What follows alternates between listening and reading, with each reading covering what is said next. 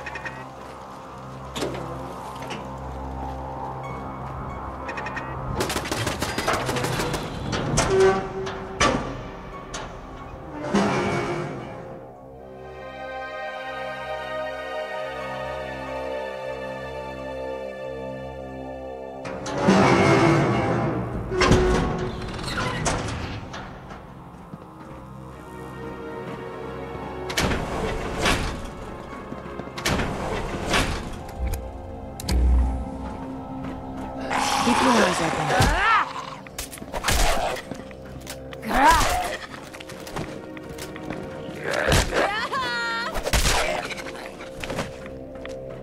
Stop! Stop! My test subjects!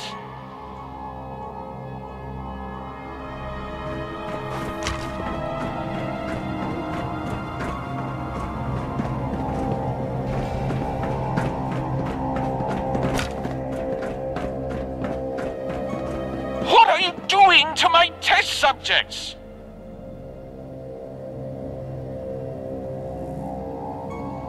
Ah, it can talk. I thought you were some sort of animal. Are you satisfied? Did culling my precious patients curb your bloodlust? Wait a second. A bold display of wanton violence? A disregard for authority? Ah, you're Smythe's new lackey, aren't you? The Wayfarer.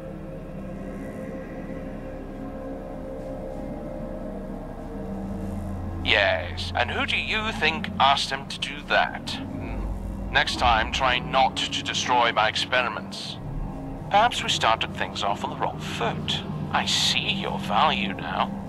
Come, make yourself useful. Meet me in my office.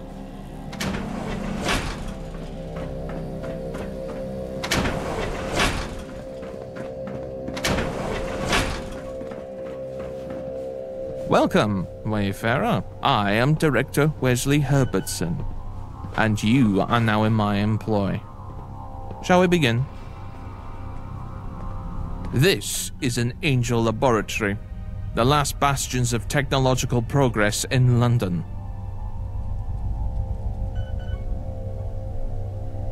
I have given you my name and title. What more could you possibly need? Smythe found me, and made me the offer I've been waiting for my whole life. A chance to experiment, free from the needless shackles of pointless ethics. Let's not earn his ire by wasting our time in such frivolities, Nothing short of the answer to the most daring question of the atomic age. Can a commuter be saved? Can they be brought back from the brink of insanity? Have their faculties restored? Reclaim their humanity? Shall we get on with it then?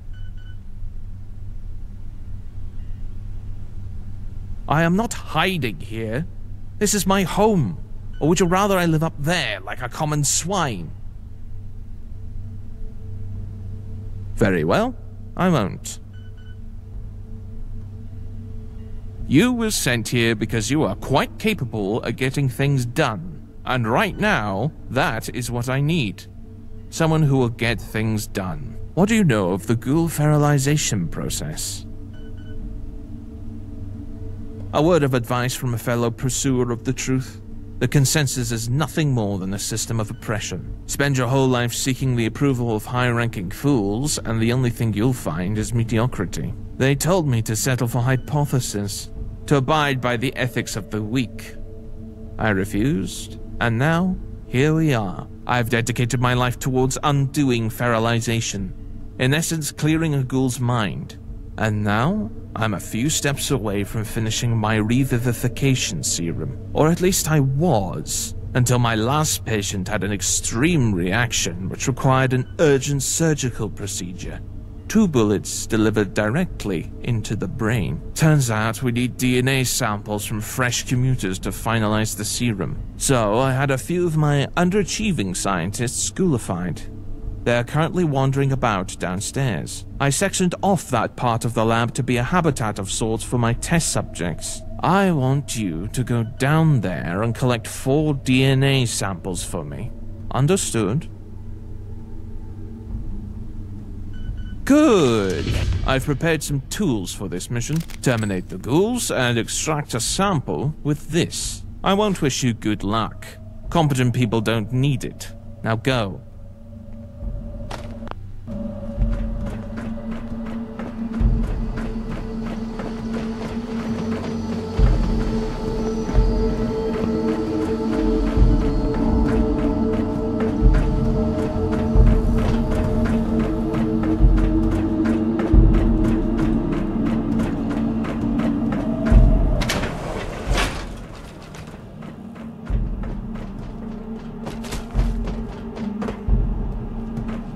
Someone's after us.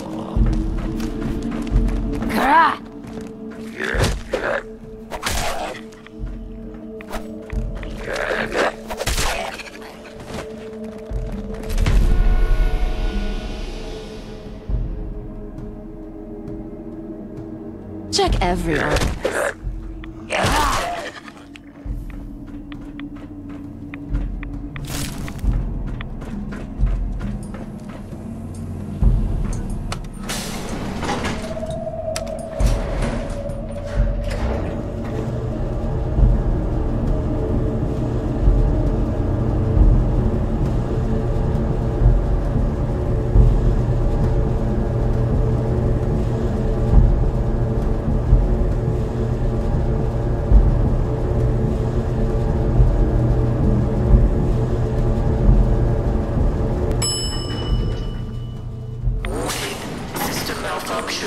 Emergency decontamination in effect.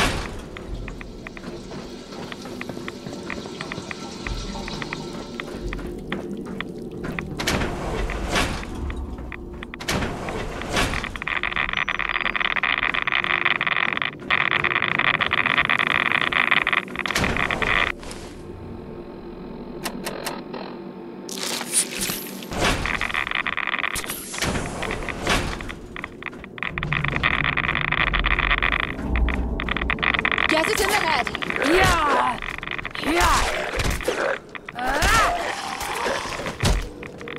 Yeah! You're out of there!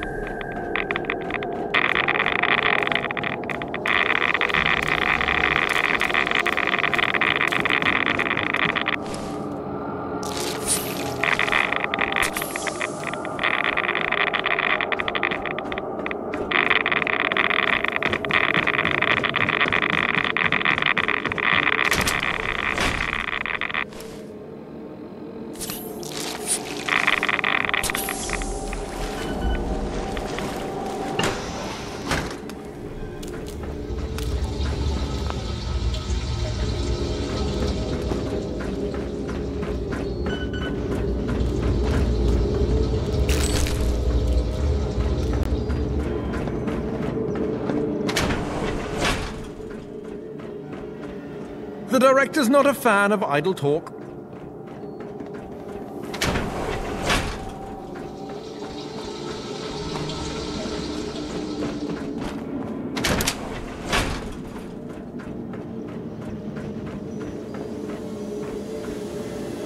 Yes, your eyes do not deceive you. Those are the 4 commuters.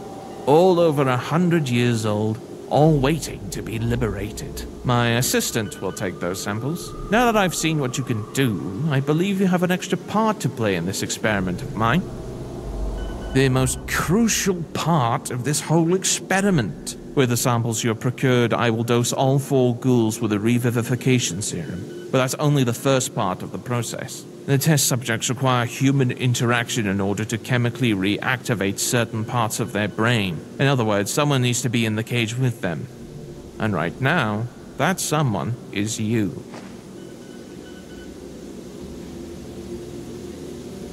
You seem quite capable of handling yourself. Why worry? Only one of us is skilled in the art of self-defense. I'm a scientist, not a fighter. Besides, my death would be a bigger loss than yours, strategically speaking. Why do you insist on asking this question? What do you expect to hear? Would you pester George Mallory for his reason to climb Everest? Even after he provided the perfect answer with, because it's there. Focus on the mission at hand. Wonderful. Step into the cage.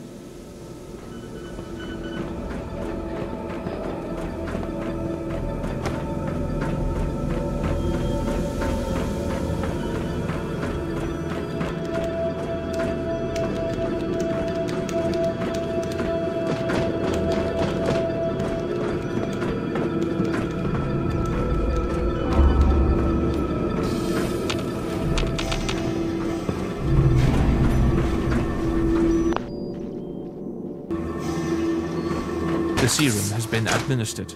I'm releasing the first commuter. Go get them, sidekick. Get fucked. Ah! Interesting. Must have something worth a few How seconds. curious.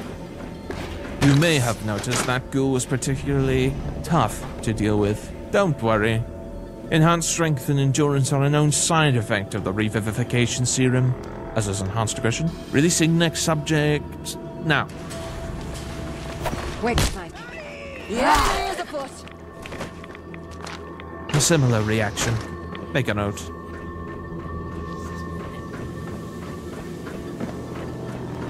That was unexpected. Are you holding up, Wayfarer? I genuinely do not know how this next specimen will react, which makes it all the more fascinating.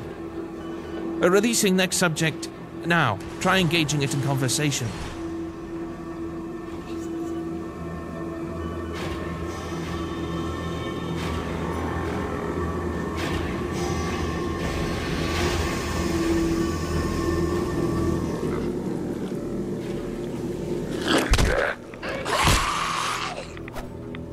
I'll teach you to try and cure the invincible. What a shame. Violence once more. Make a note of its delayed aggression. An unfortunate end, but we achieved some progress. Temporary, yes, but still. Do you feel it? History forming right before our very eyes? One last subject. Releasing it now. It's working. Talk to it. Don't delay.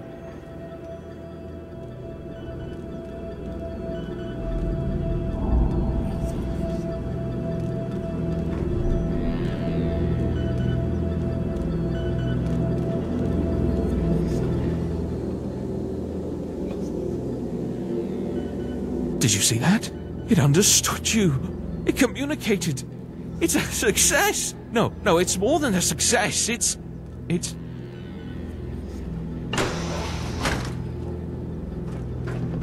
behind you! Come on, you're not fooling me.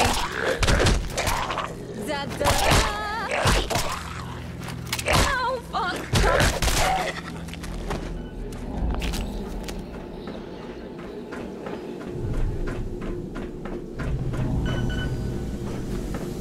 Thank you, Wayfarer. You have done a true service to science today.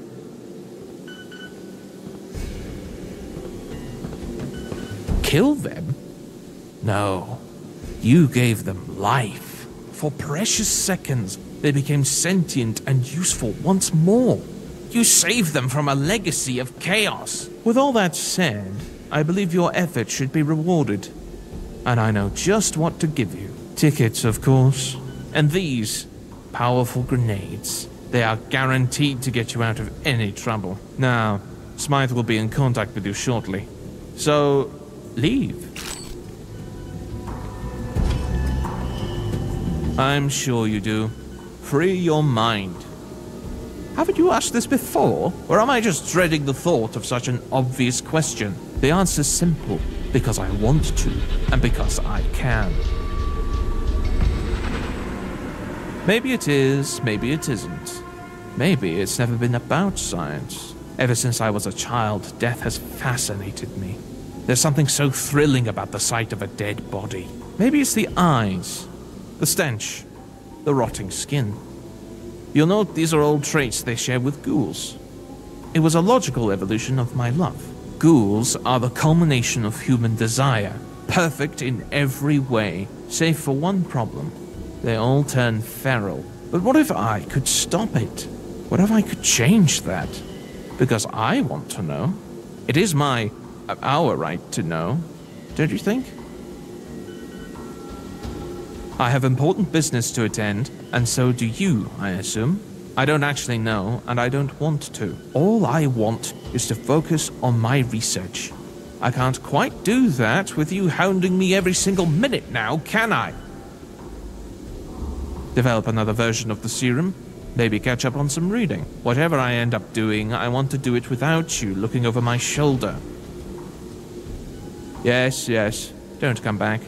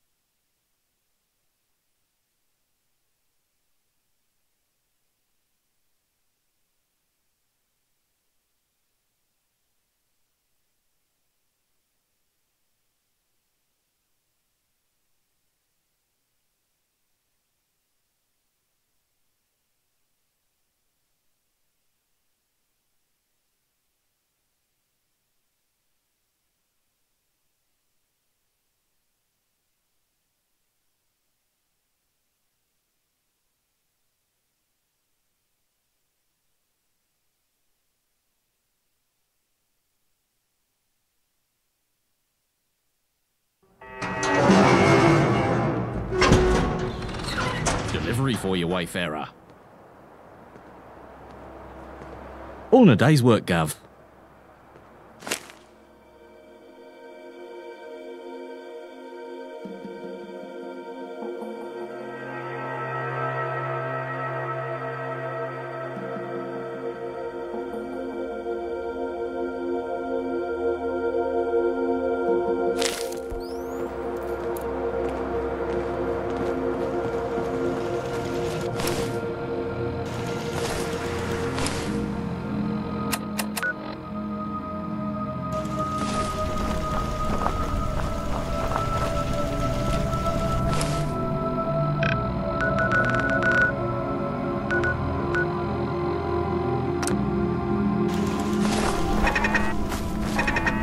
Come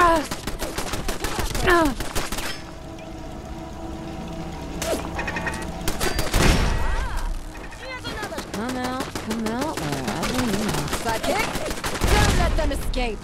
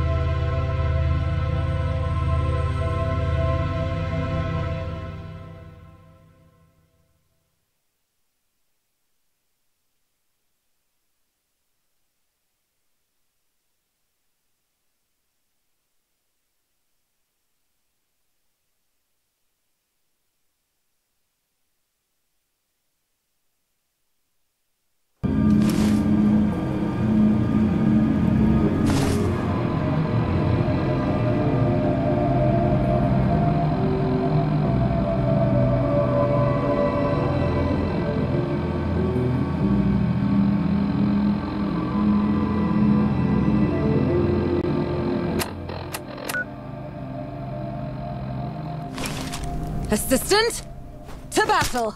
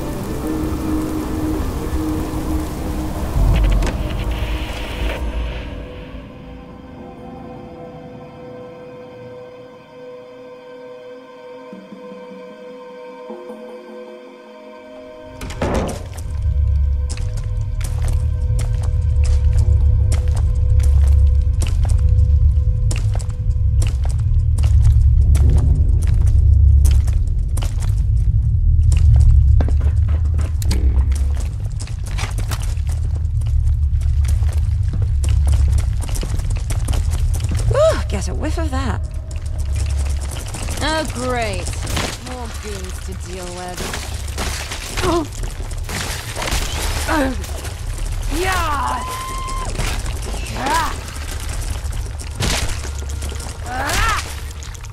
More out of here. Yeah! You'd better have some goodies to make this worthwhile. Keep on!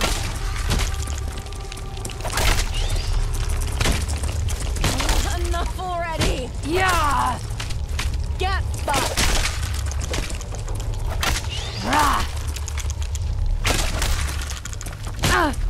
Cutting time!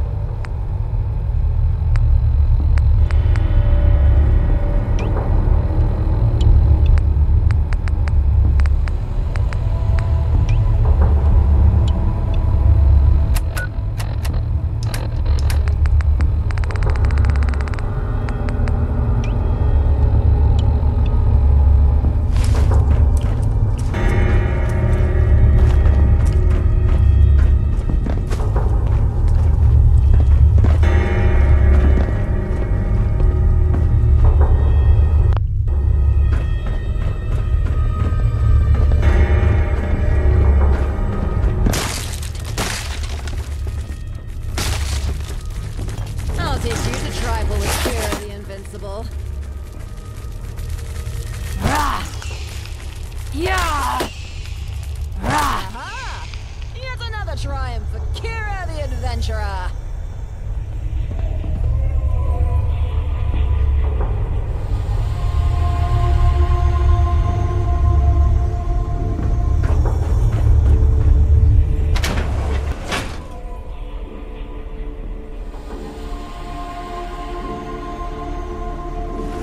Yuck. Rats around here.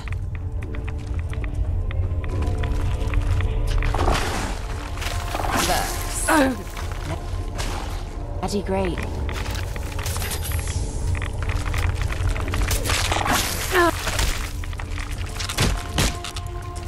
Yeah.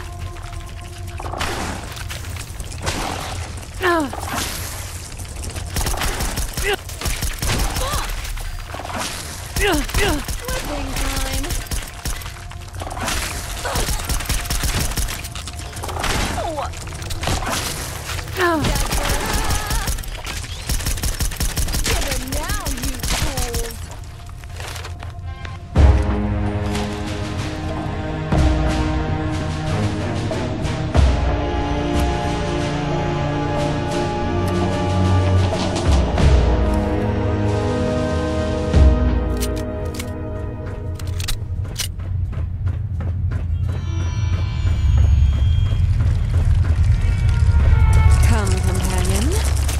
Victory awaits.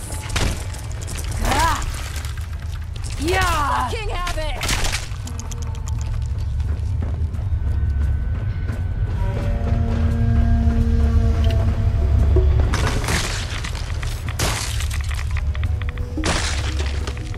Quick, Psychic.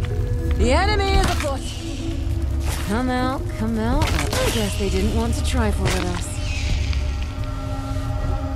Commencing scan. Welcome back, Agent. Scanning complete.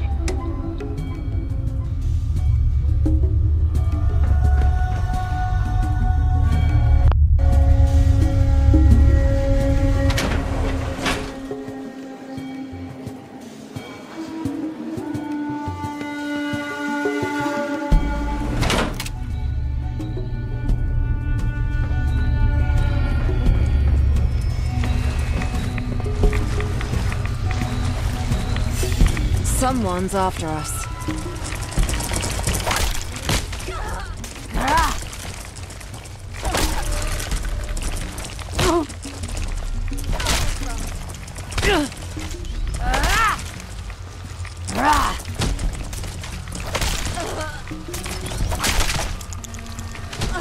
Shit, my heart!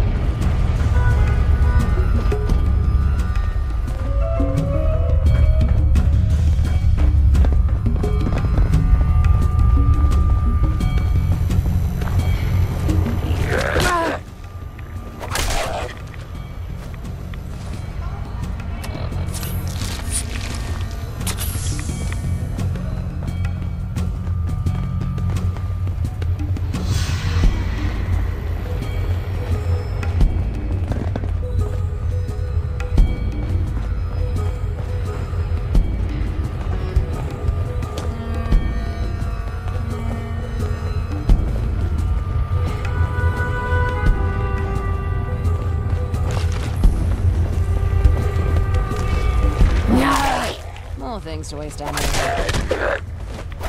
Finally, some peace.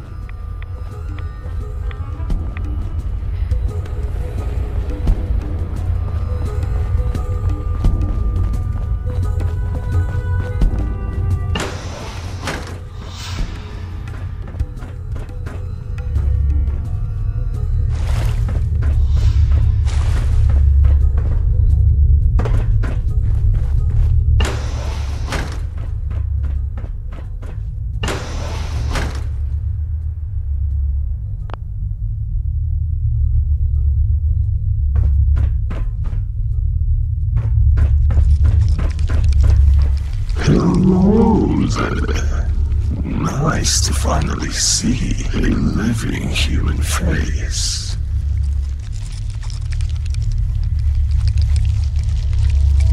I can talk, I can sing, I can whistle if you'd like. My name's Reggie, or Subject 822 if you've read my files. What's your name?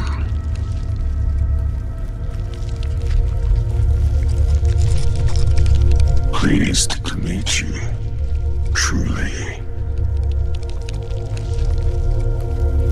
Yep. See that panel over there? It links up to the central computers. I was able to figure out how to get it to send out a signal to the outside world. Of course it did. Here you stand asking about it.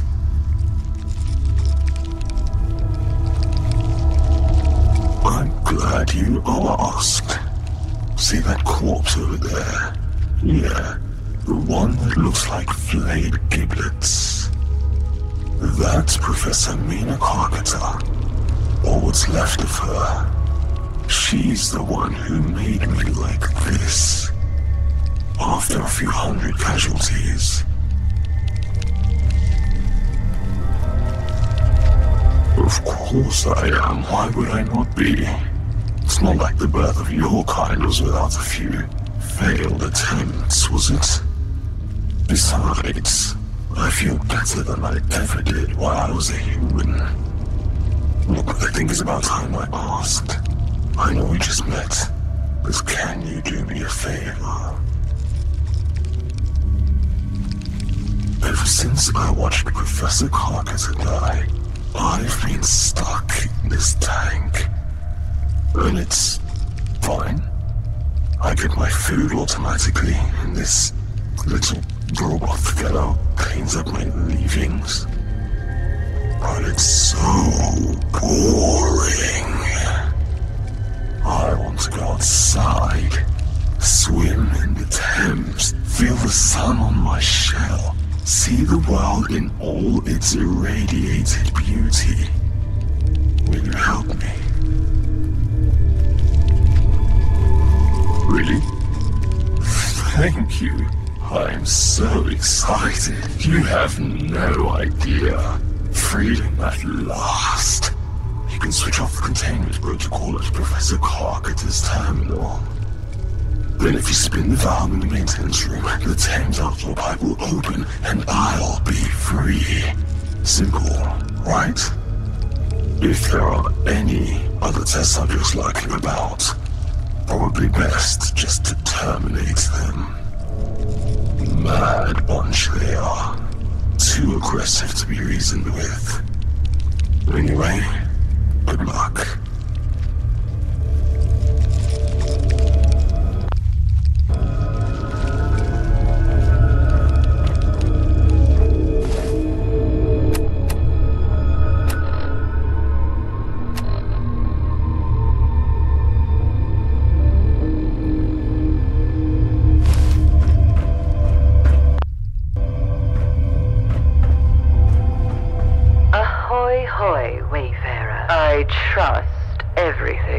Under control, and this is merely a courtesy call.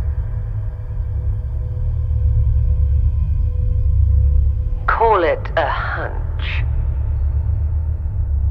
Everything in that lab must be destroyed. Were any scrap of evidence to be removed from that lab, the results would be catastrophic. It is for this reason every Angel lab is equipped with a self-destruct mechanism. Once it's activated, I would suggest making a quick exeunt.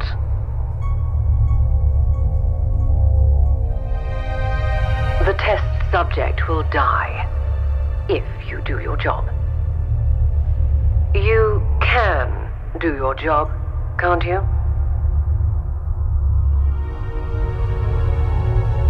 Then I shall.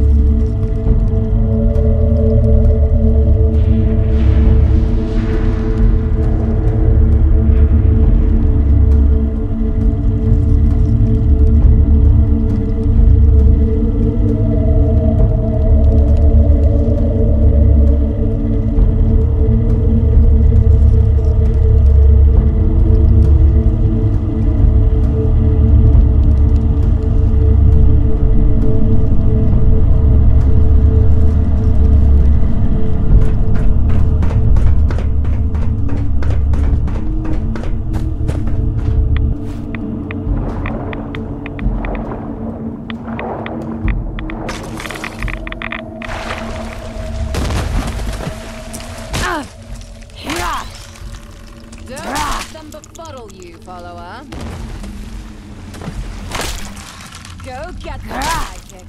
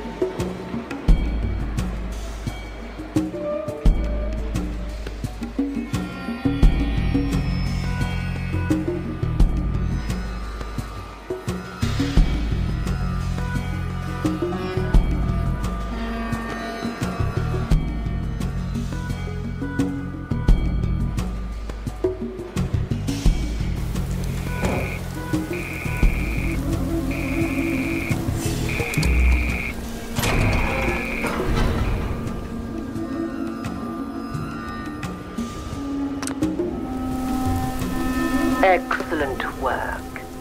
The aquarium is unrecoverable, or so the pigeons tell me. Freeing that crustacean was cataclysmic disobedience of orders. Don't get me wrong. But causing the lab to flood was a nice touch. Much more inconspicuous. You're beginning to show promise, Wayfarer. But this next task will be the true test of your abilities. 2 names. 2 people I want killed. When it comes to the method of execution, the more discreet, the better. I don't want you storming in like a thug. The circumstances surrounding these individuals' deaths should be somewhat of a mystery.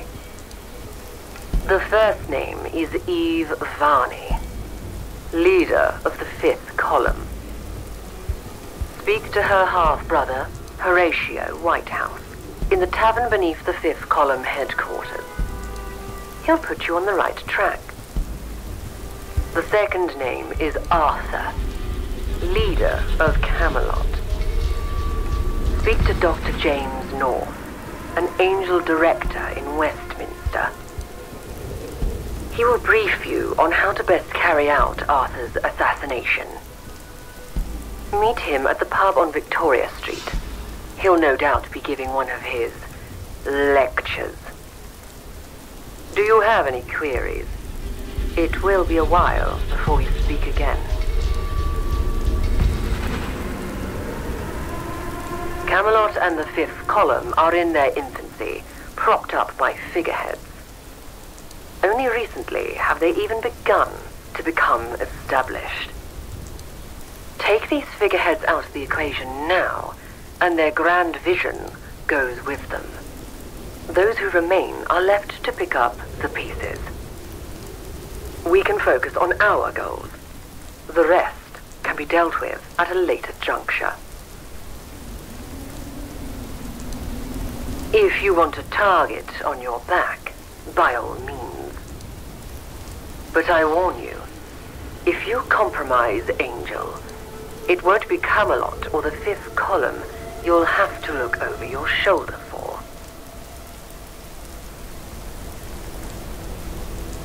Half, sister, and all the baggage that goes along with that.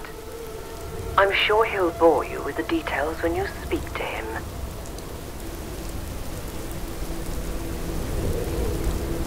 Be seeing you.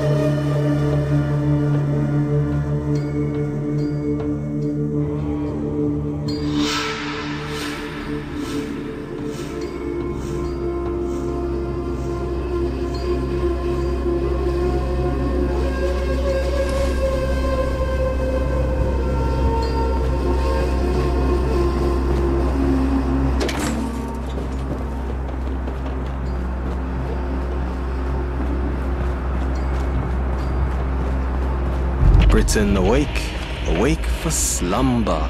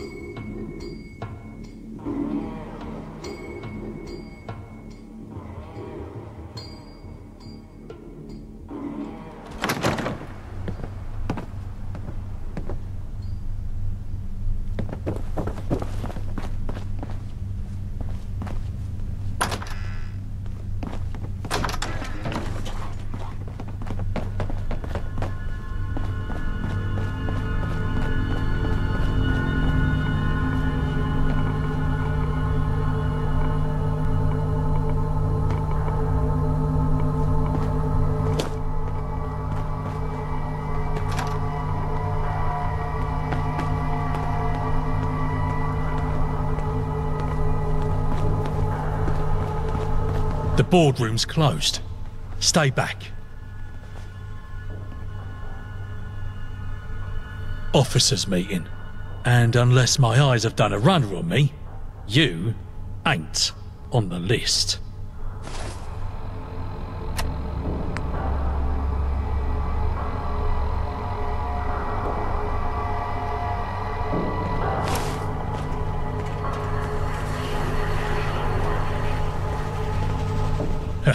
Good one. You're lucky I have a sense of humour. Now turn around while you still can. I'm knackered as fuck. We're being beastly. Yeah, It's not worth my time. yeah.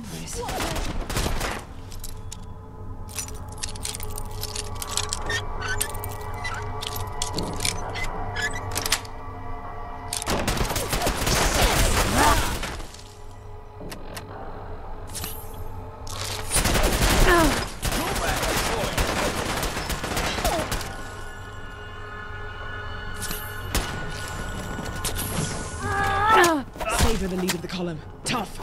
You don't stand a chance now. against the fifth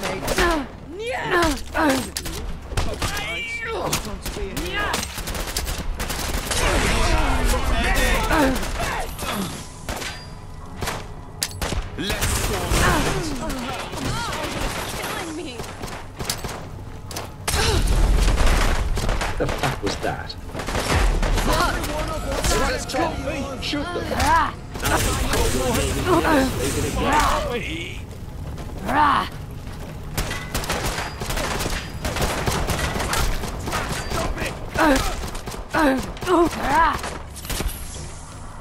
Fuck it! Medic! I'll make sure your name is never spoken again.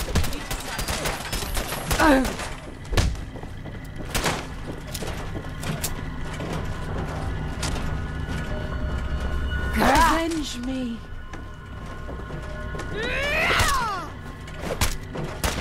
You dare cross me? You will pay with your life. Twat's got me. Fuck. That. We'll hang you on a lecky pole, dressed with a nice sign and all. You dare defy me? I'll have you erased.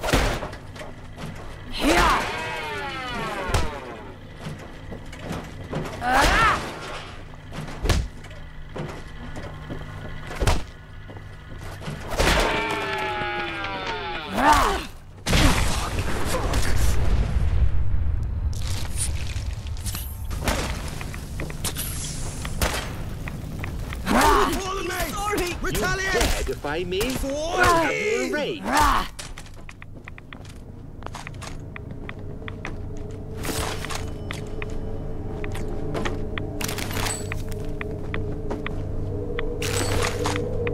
I'll make sure your name is never spoken again. Mysterious. Uh-huh.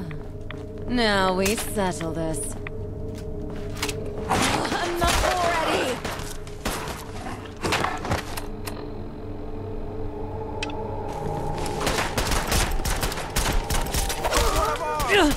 let them win.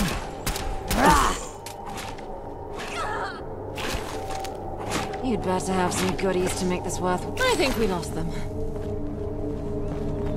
So neat here. I'll make sure Doesn't your it name make is you never want to stated just... again.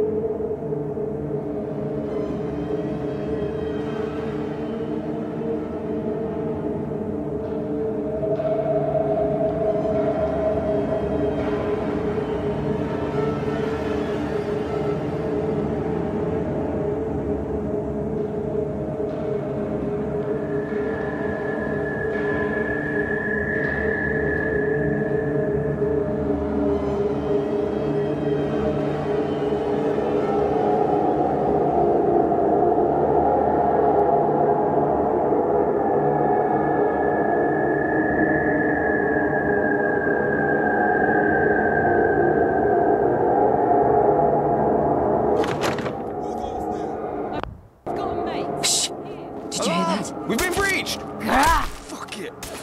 Grah! Fuck that.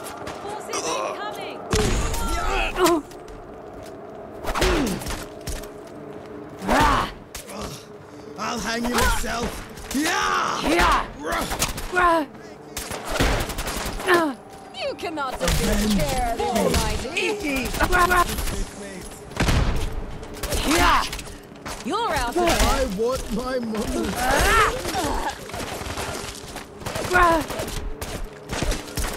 What's got me? That. Fuck! Fuck! I die for the kid! I want my money. We'll get 10 of you to avenge me.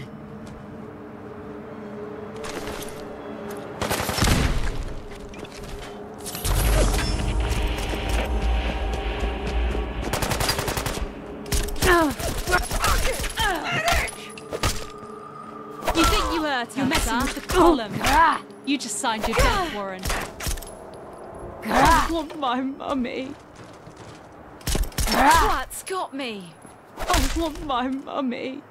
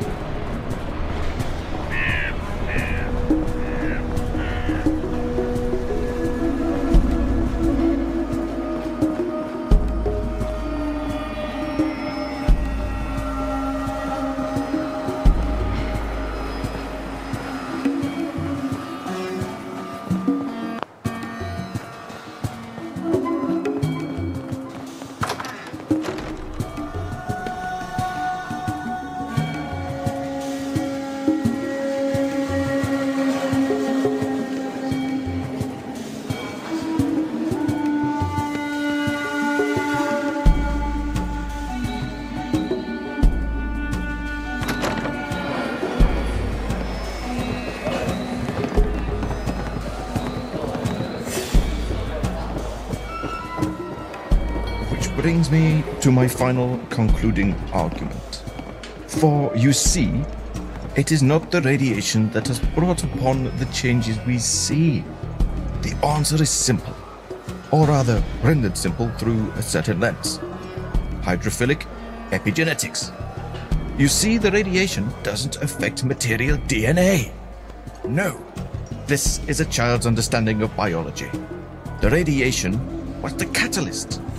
Ladies and gentlemen, what I am proposing is a longitudinal study into the origins of the Thames folk. With adequate staffing and governmental funding, well, the money isn't important. The potential is. We face the very real prospect of manipulating the physiological boundaries of humanity. This should inspire even the hardened cynics amongst you. So, if you're on the fence, think of it this way. Would you like to breathe underwater? Perhaps fly like a bird? Or have a hardened carapace? Fund my research, and these will no longer be dreams, but reality. Thank you. I hope to see you all at my gathering. Thank you for attending my lecture. Dr. North, always keen to help someone interested in the sciences. Though I imagine it was all a little high level. Thanks for trying to follow along. Perfect. I was just thinking. You know who was leaving it rather late. You know who I'm talking about. Our neurotic superior. Look, I can't really go into detail here. Meet me in my lab. It's accessible via Hyde Park Corner Station, southbound tunnel. Unfortunately, the trains only stop at the lab for me, so you'll have to make a dash for it. Be careful not to get squished. People have a negative attitude. That's what's stopping them.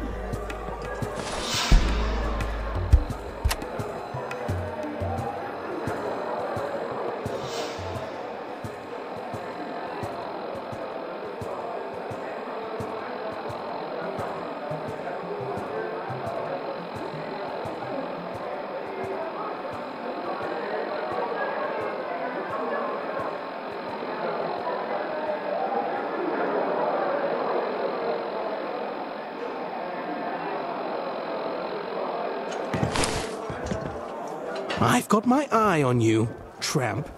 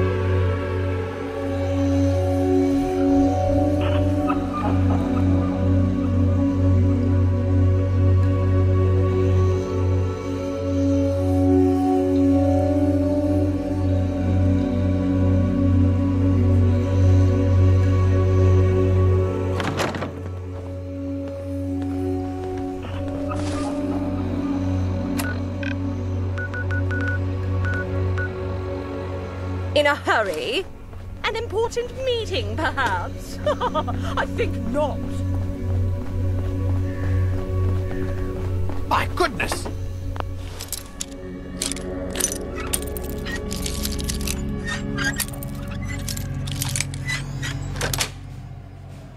The harder the lock, the There greater you the are. reward. Yeah!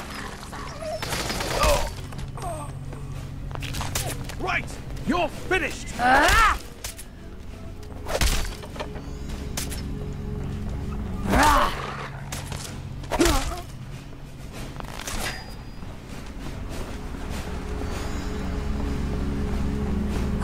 Just die already!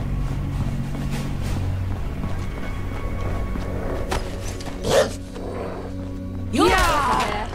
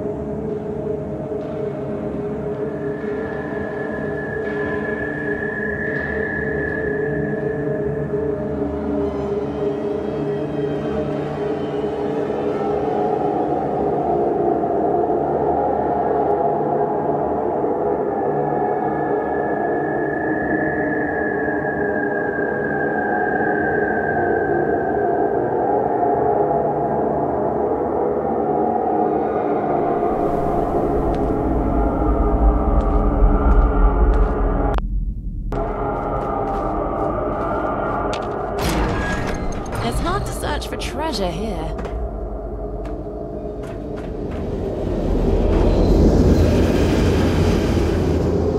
I do hope Father's proud of me.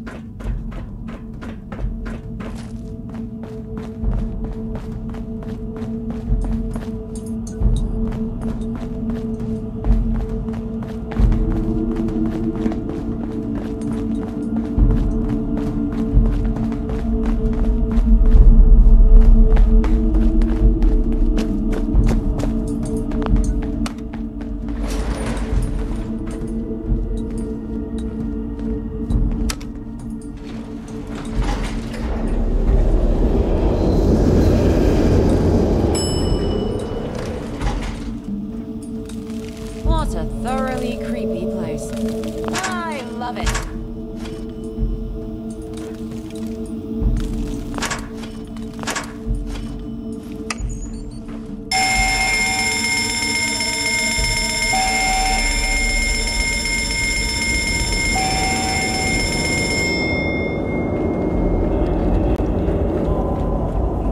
Glad you made it. You'd be of little use to me as roadkill. I assume you're broadly aware of the plan.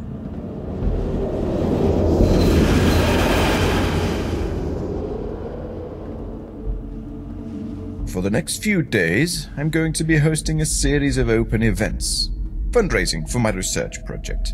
Though, as you may have realized, I don't need funding, no. My research funds itself. Not directly, you understand. Smythe is my patron, and is very happy with my work. These events are a sham. Unfortunately, in my line of duties, I have gained myself a deadly admirer. A spy from those fantasists Camelot. I believe her designation is Guinevere. God, what idiots! Albion must be the most insufferable place in London, and that particular accolade is hotly contested.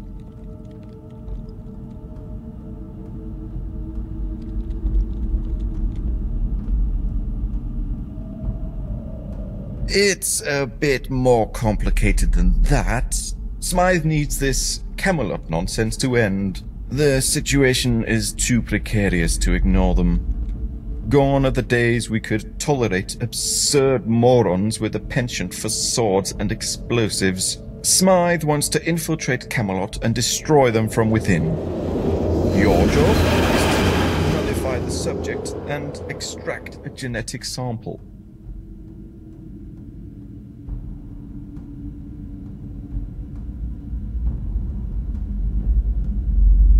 Precisely. Well, not precisely.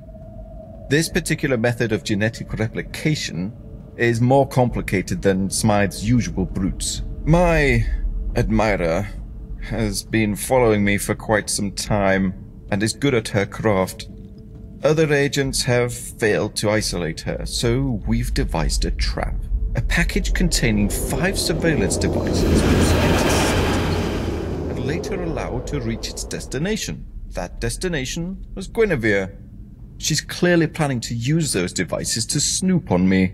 I'll be hosting a gathering at this address for the next few days. That should give you the anonymity to address the issue. The garden will be inaccessible without a key. Here, one for you, one I'll leave for her to swipe. Any questions?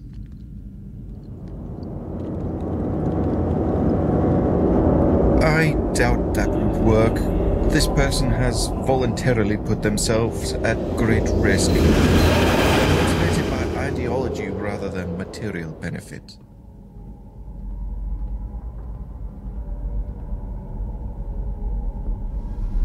If we want to remove this rotten growth, we must not just destroy the branches, but the roots.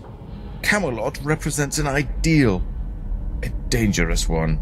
What we need is an inside man, or in this case, a woman, to help us do that.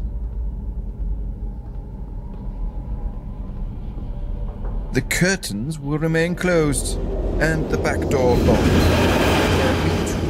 Inside to hear anything.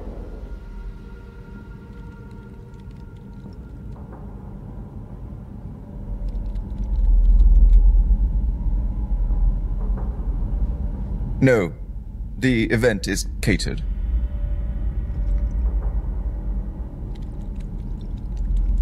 Yes. Oh, a couple more things. I think it's best we don't acknowledge each other's prior relationship at these events. And make sure you wear something nice. Be seeing you.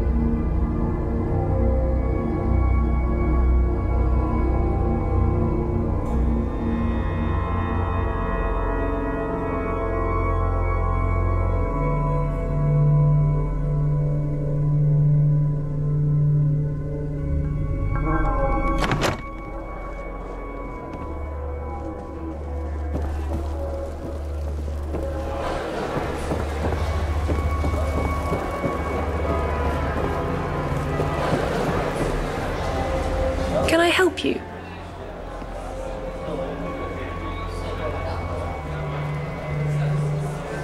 I've been compromised. Shit. I'll follow you to the garden.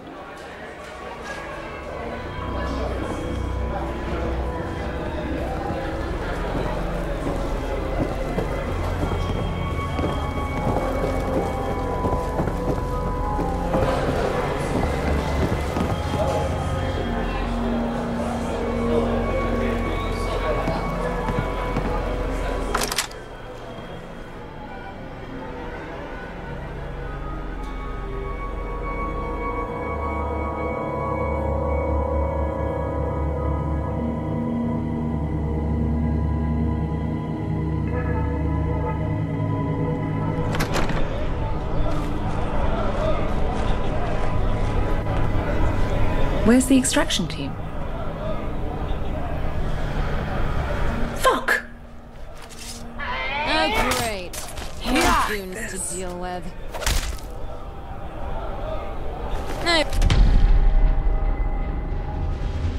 No point leaving anything behind.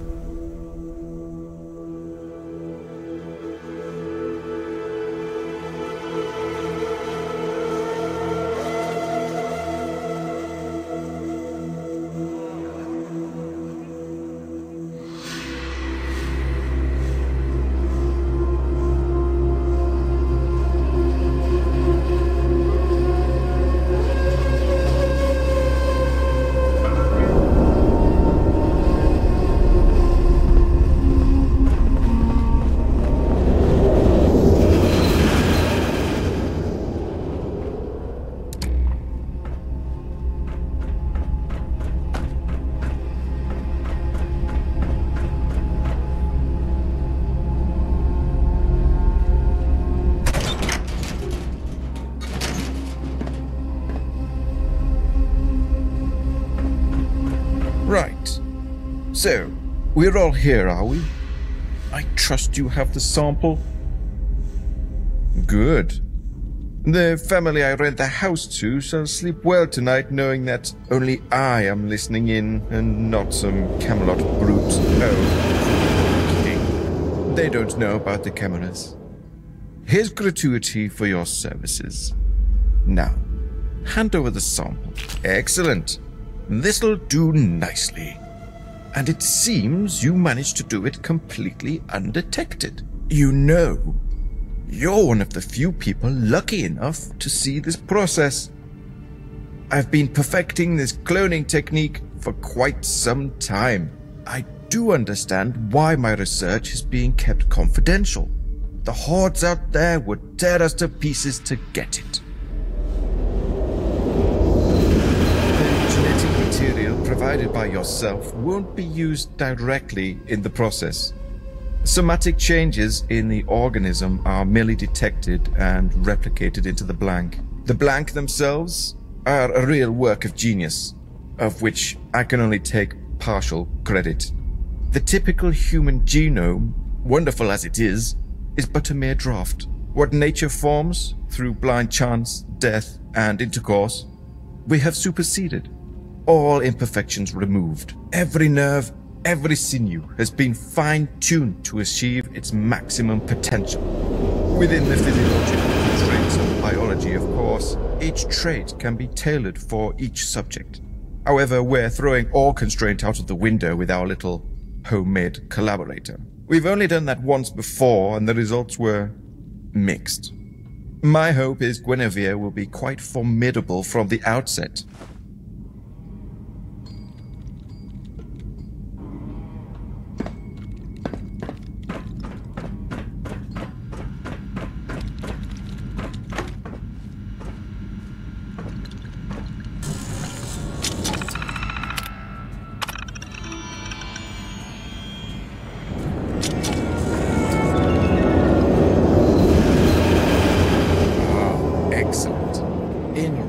Time as well. Come forward, subject.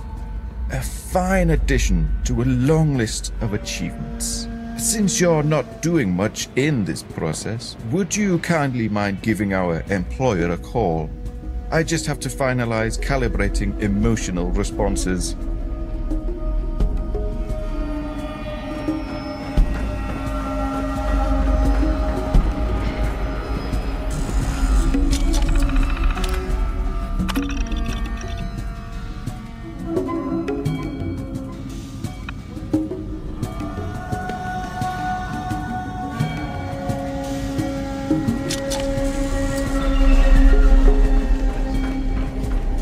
I hope I can regard these as confirmation of the plan's progress. Yes! Everything has gone perfectly according to the plan. Thanks to my efforts, we will fit... Thank you for the positive interruption, Dr. North. I had asked my associate, but of course, I'm eternally grateful you're here to correct my missteps. I didn't mean to be overly familiar, Smythe. I just felt better equipped to discuss the situation at hand. No. As per usual, perfectly correct, Dr. North. You are the authority in that room. Speaking of which, did you manage to successfully load that abstract syntax module I sent you? Yes, although I would have preferred this was sent to me sooner. I didn't have time to scrutinize the routines. Are you suggesting I've made a mistake? From what little I saw, these routines are incredibly abstract. Very complicated. I think a second set of eyes may prove to be useful should we wish to develop the potential of the technique further. Is that so? Replicating memory association while disregarding emotional response is a complex process. I'd remind you that our last subject failed in this regard specifically. As such, I'm not 100% sure the subject won't face complete conscious subversion if exposed to severe mental stress. I think this operation has been recklessly hasty. We need time to test these new routines before deploying into the field. Quite right you are, Dr. North. If you would oblige me, we can do it right now. Okay then. Yes, that would be ideal. Guinevere, step forward, please. Yes, you. Correct. You are Guinevere. Now, walk over to Dr. North. Excellent. Now we can test these darn routines.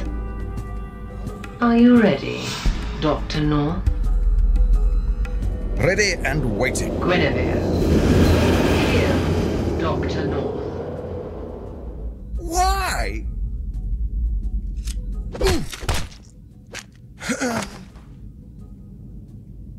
I'm sure you realize by now that Dr. North had an attitude that limited his career as an Angel director. It's not that I didn't value his work. I treasure it. He has perfected the creation of biological clones beyond the scope of the original project. But brilliance is a deceptive trait to wish for in a subordinate. Narcissism quickly follows. Don't worry. His intelligence won't go to waste. Ironic, really. A scientist specializing in cloning, thinking he was irreplaceable. Wayfarer, meet our new recruit at the gates of Camelot. Infiltrate the castle and kill Arthur. Real name, Richard Gwyn. Report back here so we can conclude this experiment.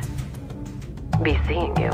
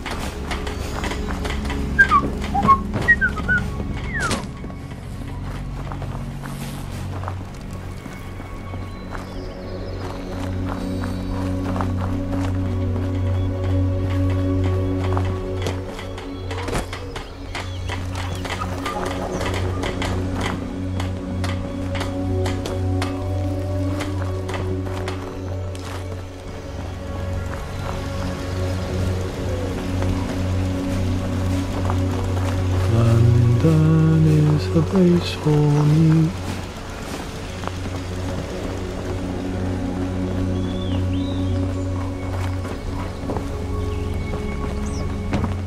You have eyes. Use them.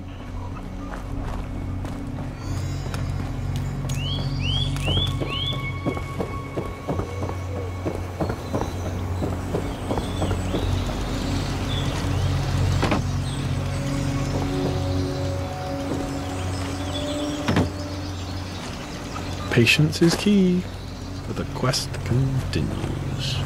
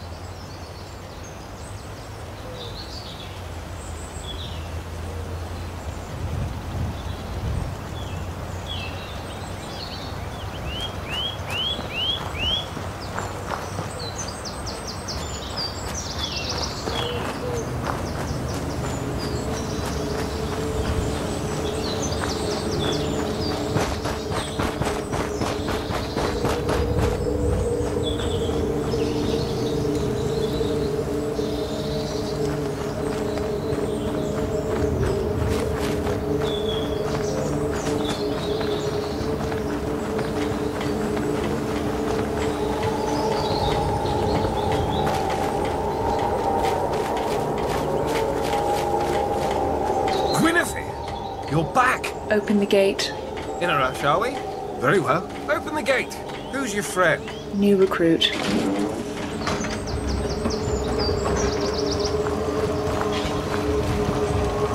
Ever vigilant.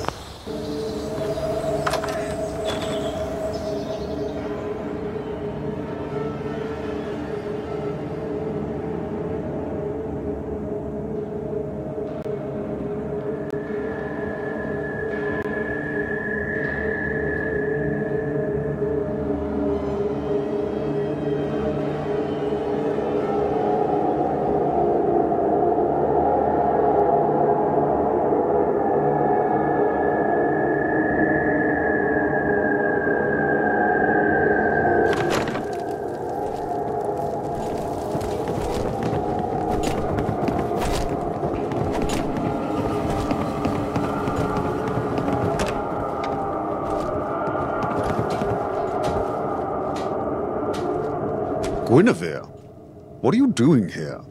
Who is this? Was your cover blown?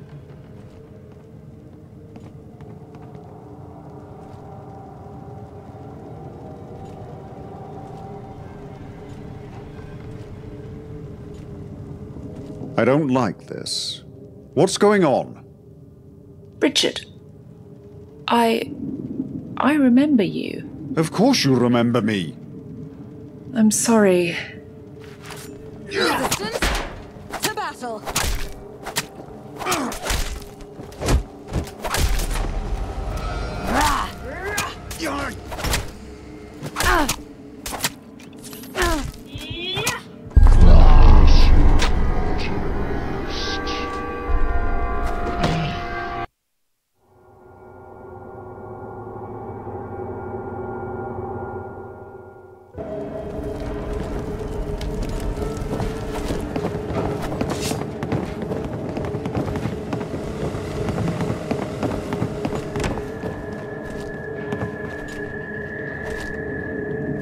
Vigilant.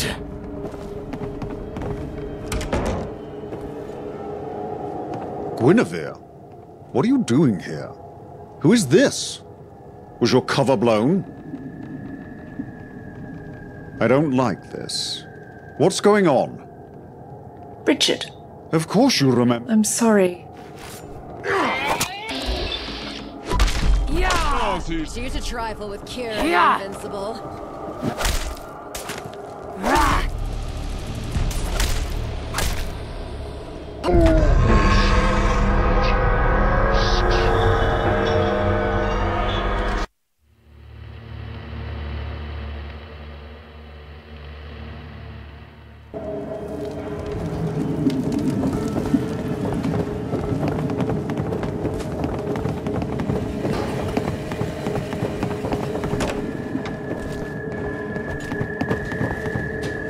Ever vigilant.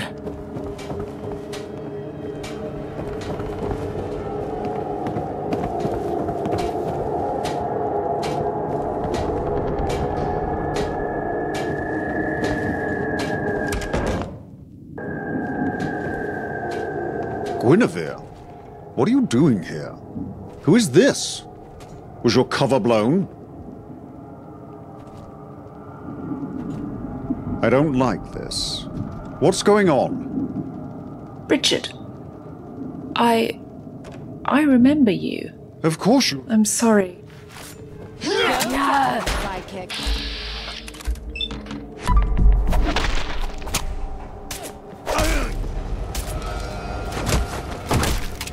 You're out of here.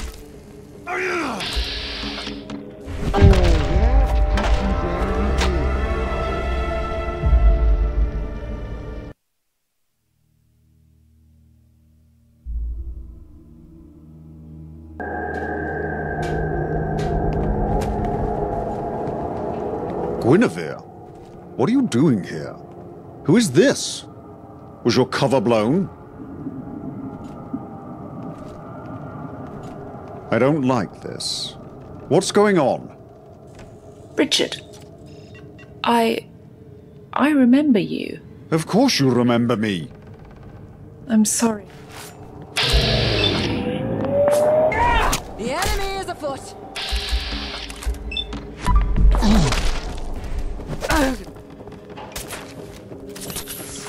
Get fucked! My knee!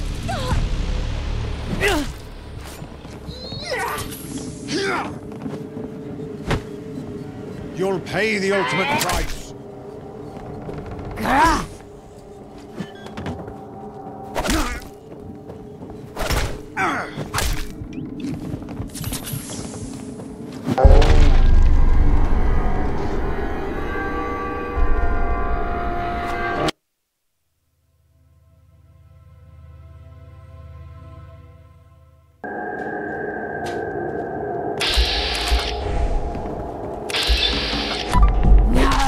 Guinevere, what are you doing here? Who is this? Was your cover blown?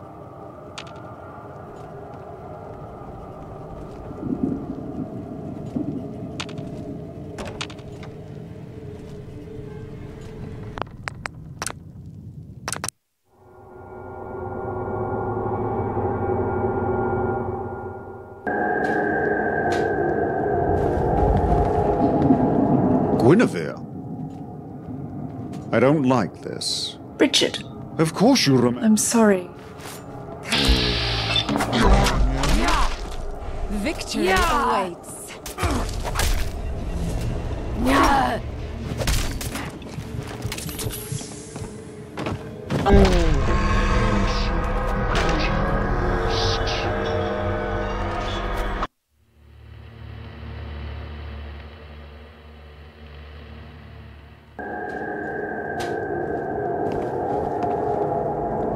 Guinevere, what are you doing here? Who is this? Was your cover blown? I don't like this. Richard. Of course you... I'm sorry.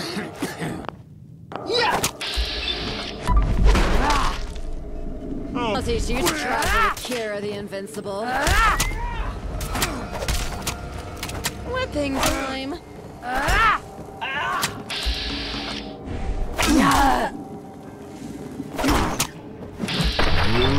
Was it never The start.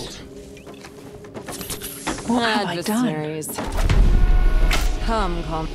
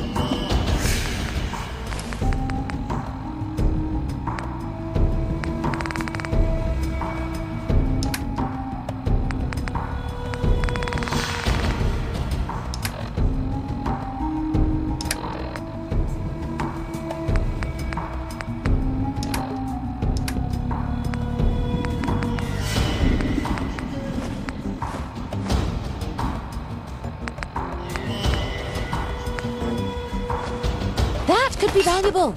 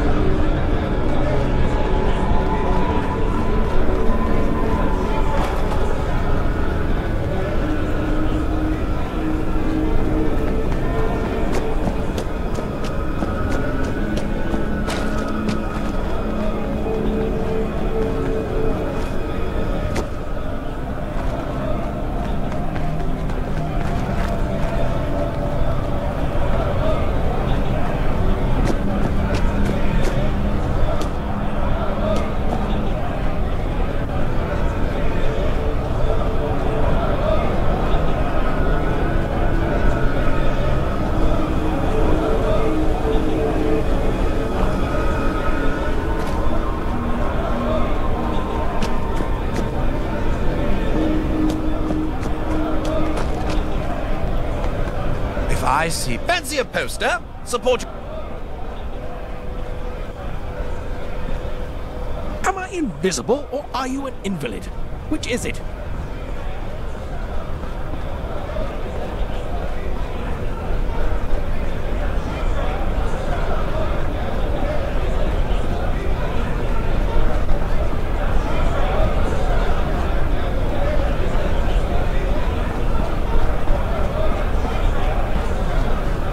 Who's there?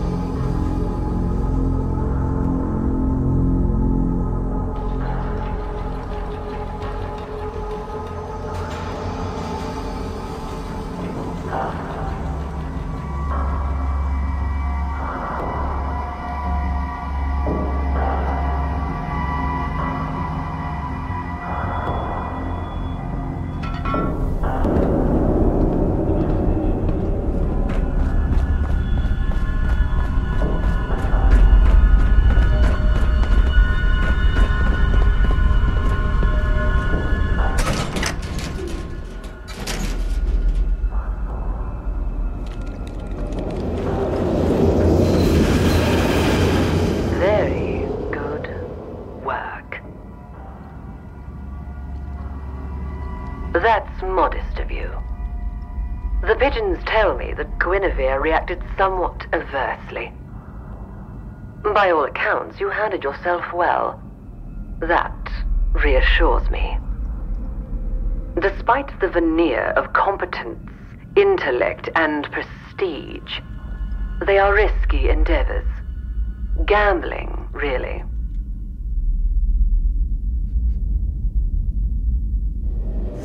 Please understand, the motivations for ending your deployment are sound, even if the delivery was somewhat intemperate. The simple truth is conceit allowed him to be compromised by Camelot. A man that loves himself cannot help but indulge baser habits, carnal instincts. The threat is too significant to facilitate such weakness. It has almost compromised us already.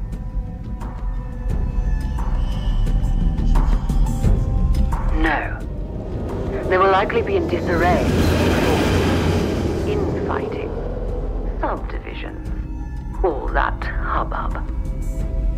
Numerous small bands of anarchists, socialists, communists, and other ists that live under the general umbrella of idealists are actually very useful.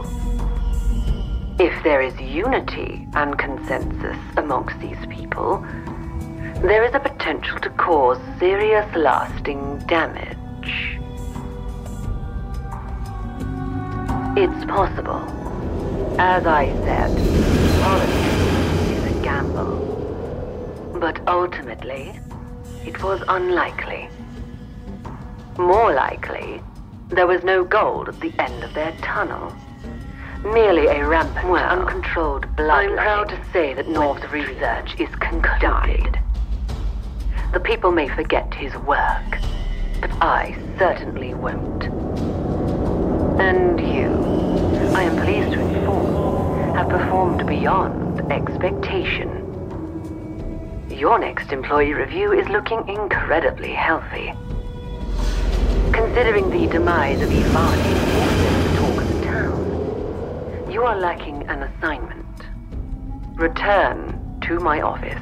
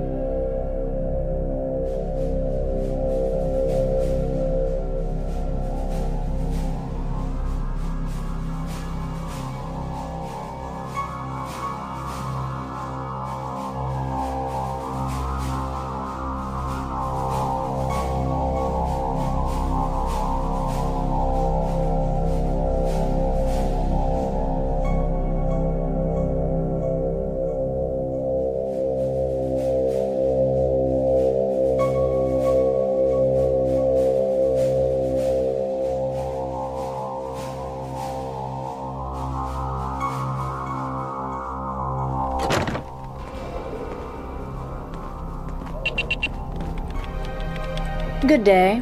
Smythe is expecting you. If you'd just like to pop that bowler hat back on. No time to waste. Please make your way to the office. Smythe's ready to take your call.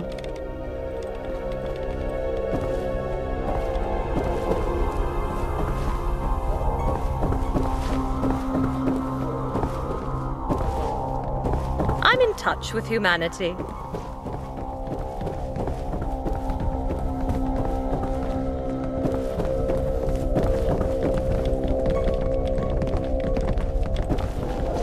I live in fear knowing you people can reproduce. In a hurry? An important meeting, perhaps? Huh, I think not.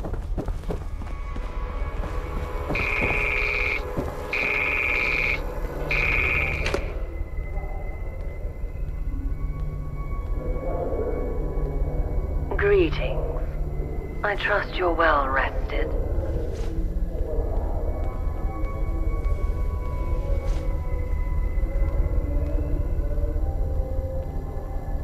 Quite. I'm pleased to hear you're in good spirits. You need to be in good health, as we have a lot of work ahead of us.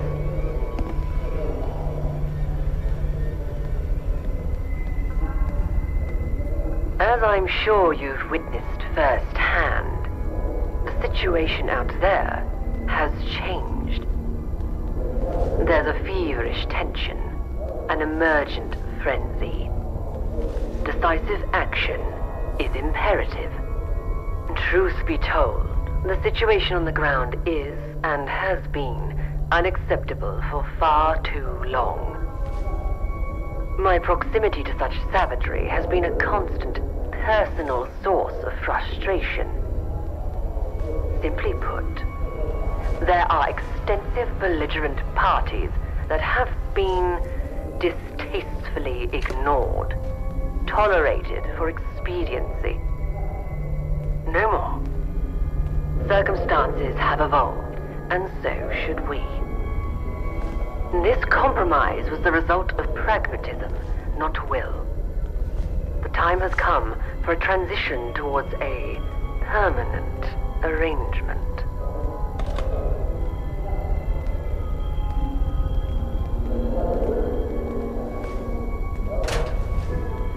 The situation was more precarious than our current position implies. A great proportion of the government infrastructure was completely obliterated. To survive such conditions in the immediate aftermath consumed a great many precious resources and lives. Investing everything on a complex military maneuver would have represented a huge risk. Taking unacceptable risks for uncertain rewards is reckless and poorly considered. While it is true we emerged as the strongest immediate power, London sustained heavy bombardment. The situation on the ground was, and still is, desperate. We could not afford to make ourselves victims of the chaos. The reality is that the government has limited resources. There simply isn't any margin for error. We could not afford to undermine our strategic position. The threat was existential. What a reductive opinion. By allowing the chaotic situation to burn out, we kept our strength. Inevitably, these hoodlums consolidated into bases of power. Yet, because we haven't expended our strength in pointless street fighting, we maintained our scientific and intelligence networks. These have been critical in influencing diplomatic relations between factions. Several, in fact, hardly in action. I am to take direct control of the Lord Chancellorship. For that, I need a royal decree. We want the transfer of power to look legitimate. The salient details are in the dossier on my desk. Call if you have any questions. Be seeing you.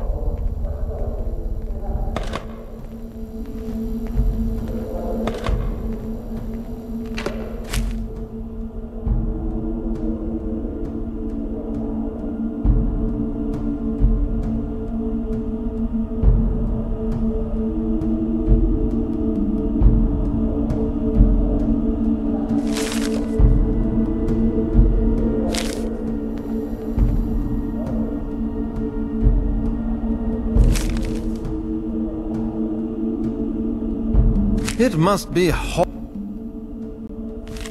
to live in places without luxury. I trust you've read the list. Ask away.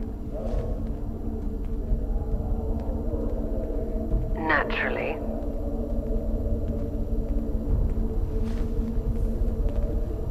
The Baroness is the Lord Chamberlain, a considerable choke point in the functioning of the state.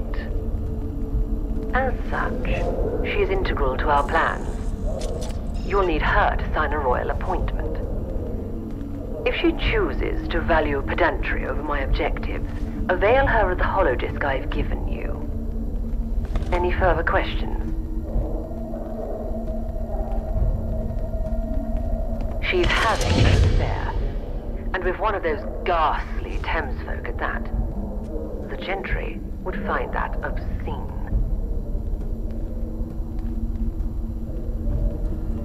Ideologically and morally, there is no issue. Yet, she's not as compliant as one might hope her to be. She fears the laws of the land.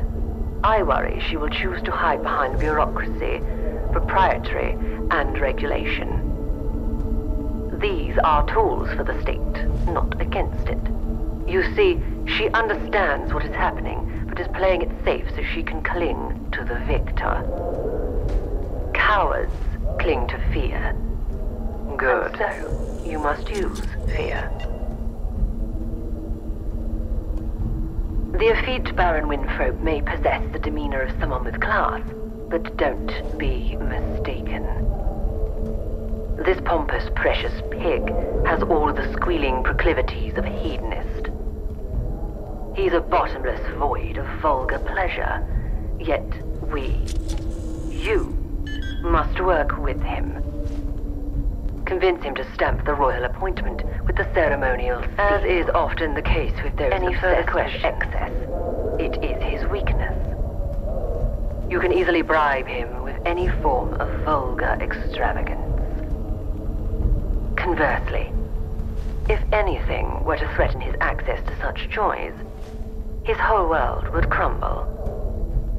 I trust your judgment. But my expectation is that seal is applied with zeal. I may not care for the Baron's tastes, but his favor would come cheaper than his subjugation. He spends his day challenging young men and women at tennis so as to leer at them. I don't perceive him having any real motivations beyond satisfying his desires.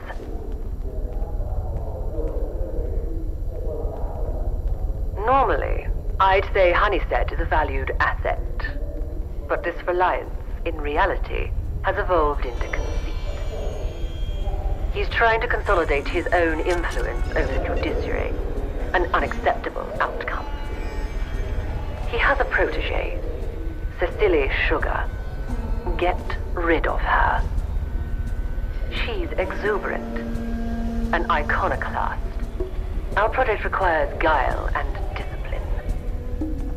Send her back to Kingdom Come at one of her debates. Honeysett will quickly fall into line.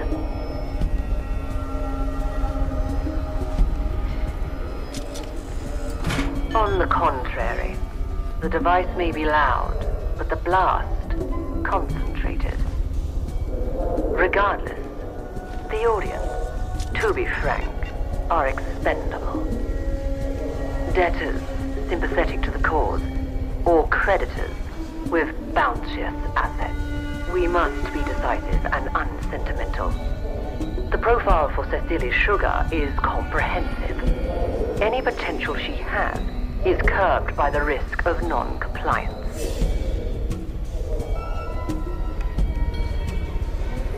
He'd never pursue her, but he's deeply infatuated with her.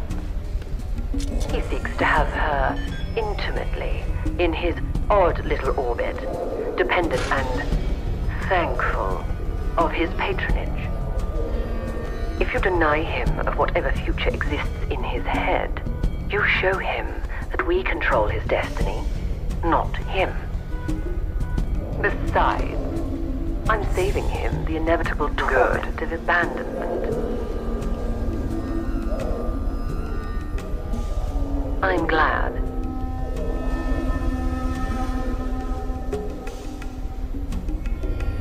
No. Quite the opposite, in fact. The role is historically ceremonial. Though, it would allow me to suppress certain parliamentary procedures. Very few know this, however. Nor will they, until it's too late. Be seeing you.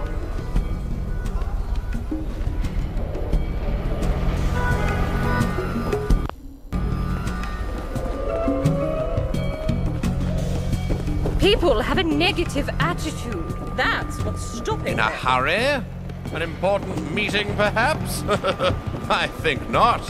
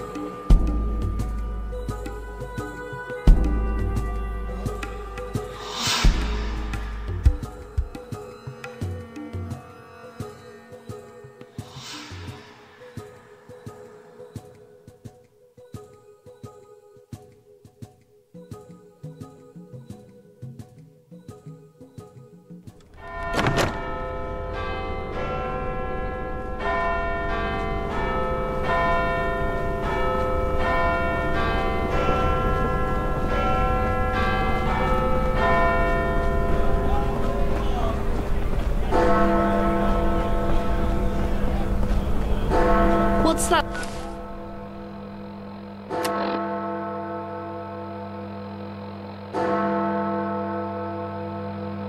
That smell?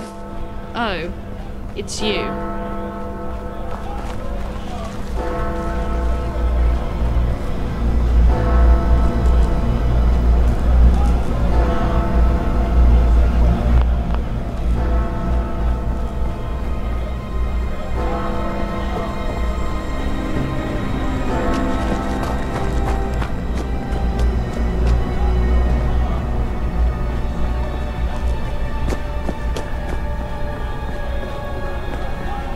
I'm afraid visitations are by invitation only. Yes, all this seems to be in order. Come right through and follow me.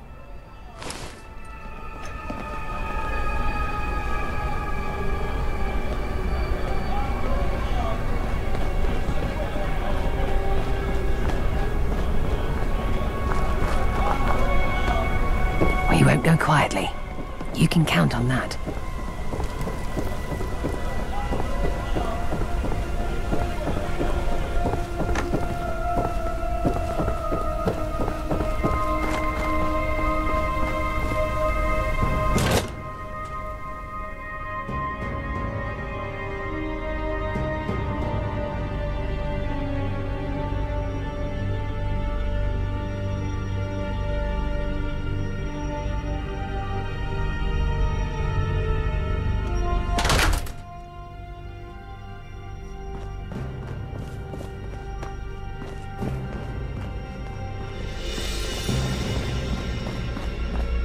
This is too nice. I don't trust it. Smythe told me of your arrival.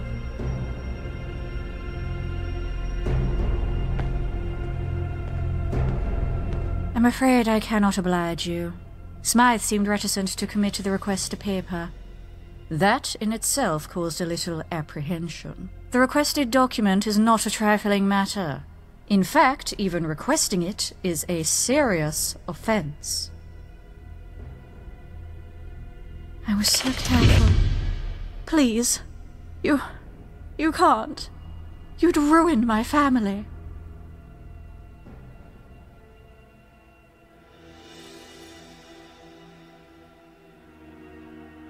Fine, I don't agree with your methods, but this really is what's best for us all. Here is your decree.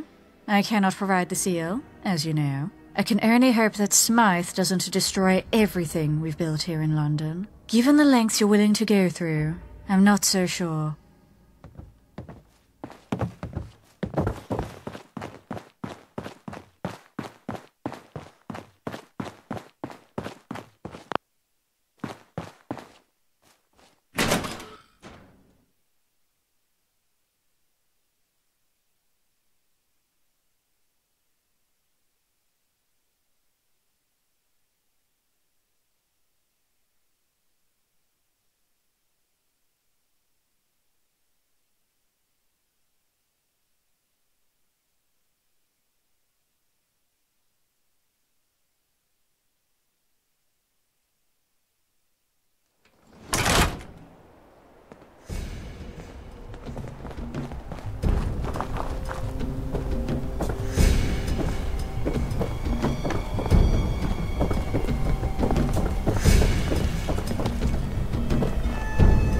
Mind the gap and all that.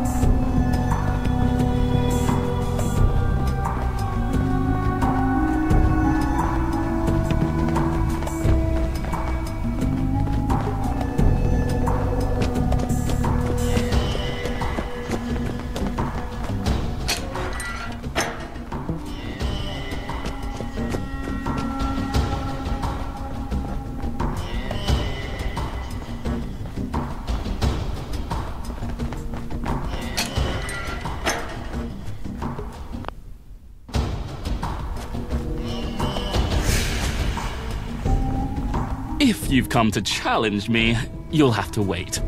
I've just been bested by another bestial young thing.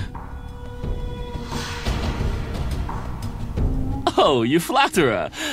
I tell you, I'm spent. Now leave off. You've made me blush. I must admit, it's not done easily. Well, you are a delight, aren't you? You know, just before you came, I was commiserating the loss of my fine Scotch collection. Oh, blast. Just thinking about it has got me glum again.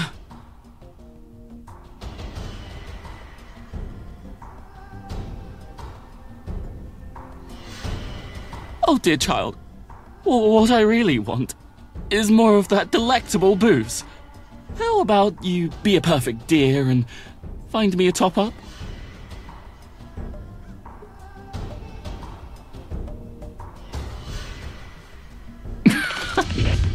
That Smythe is a slippery character. How low would I have to be to sell myself for so low a fee as a bottle of Scotch? Alas, I shall exercise what influence I have to give you your seal.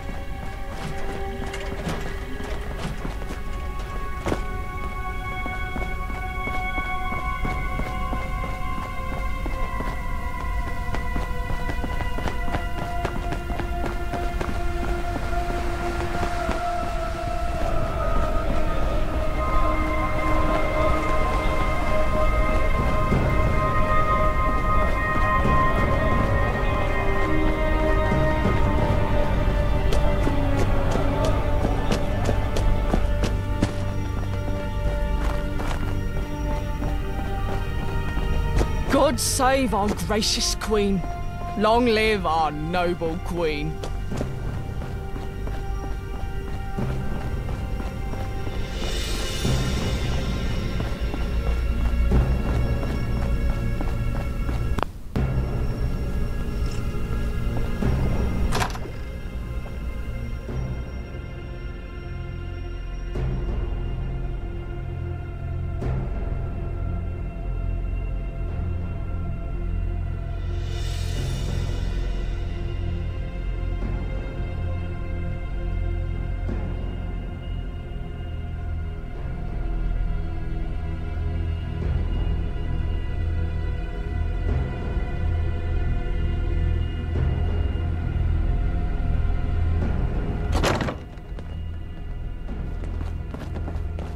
If you'd just like to step over here.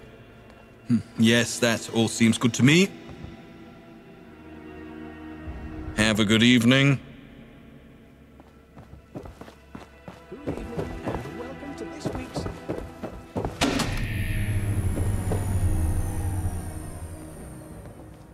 As you can see, we're having some technical difficulties. The show will begin in due course. I don't like it, Tiff. It makes me feel weird.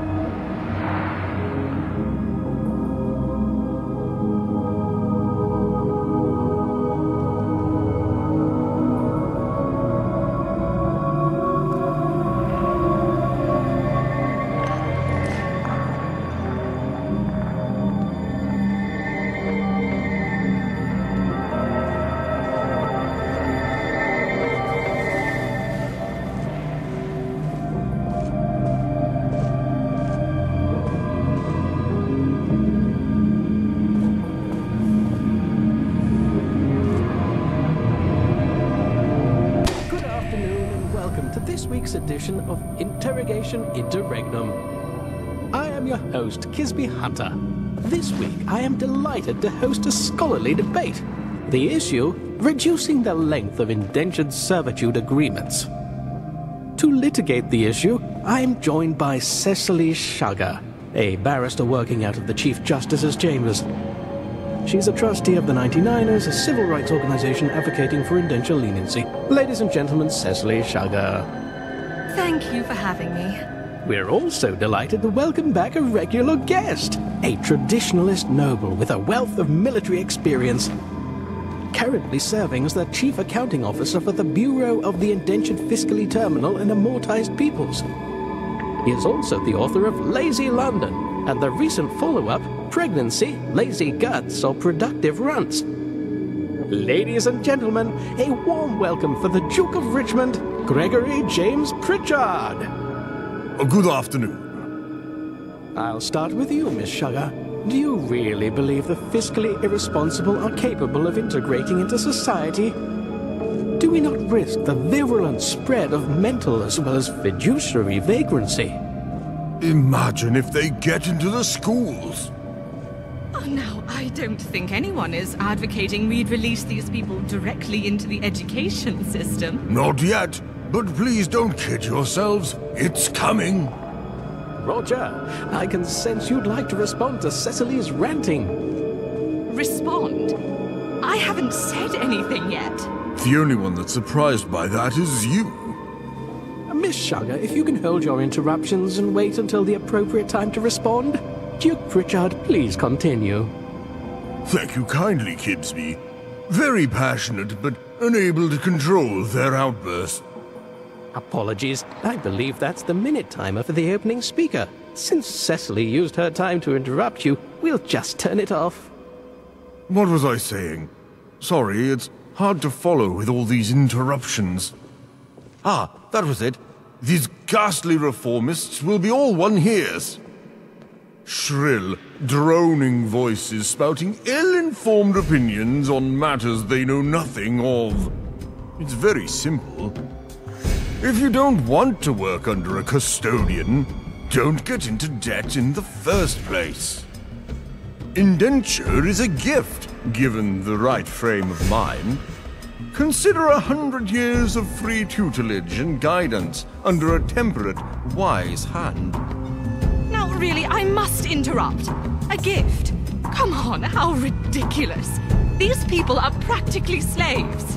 It really is tedious to have to deal with these insistent, histrionic interruptions. I agree.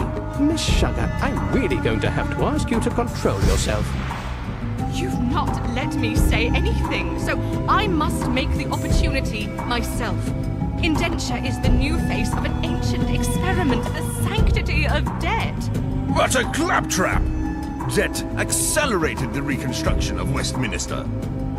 It was the rapacious force behind rebuilding, true. But by compelling people to pay their debts, they are forced to work. It renders those without capital in a potential state of subjugation. And this terrible institution of debt, which you admitted powered the rise of Westminster, this terrible institution is undermined by reducing the 100-year term by 1% of a year, correct? Yes, it's a modest decrease. But if we can start a conversation about debt relief, it'd be liberating to the majority of Londoners. Risible! People work. They must work. It forms their very being. People are incomplete unless motivated by profit. Inaction is death. The moment you break this covenant, unhealthy ideas enter the ecosystem. Indeed, such talk has proved very dangerous in the past. Precisely, Mr. Hunter. We're at a pivot point in history. Celsi, you fail to understand that you are meddling with forces you don't understand.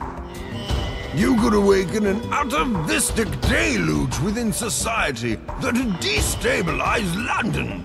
I think it's very odd that an act of passion could be depicted as some sort of frenzied chaos. You are a fool. A dangerous fool. She really must be taken off the air immediately. Is that what we're doing now, Kisby? Propagating seditious ideas? No, we don't. You're right. It's a public safety issue at this point. I quite agree. Cut her microphone. It's time we brought out our final argument. Obviously, Cecily has said quite enough for one day. Duke, can I have you please give us a closing argument, please? No, I'd rather not. I think the public would be best served by wrapping this up as quickly as possible. We do not want to leave a lasting impression on the weak-minded. There is an important election coming up, and a stable transition is important for London. Yes, I quite agree. Ladies and gentlemen at home, good evening from myself and everyone here at... Good heavens! Abandon the stage! Save yourselves! Ladies and gentlemen, while we have no reason to suspect there is a second device, we advise you to leave the area immediately. Follow us to the exits, please.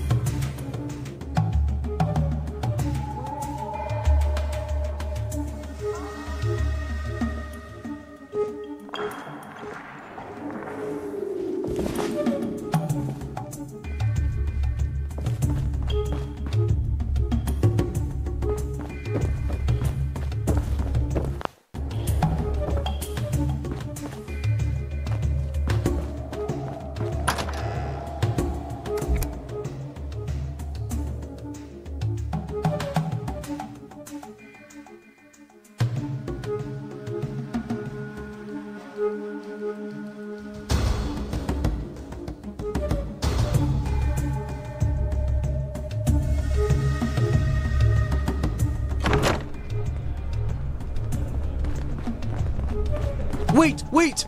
Please don't go just yet. I've been waiting for someone like you.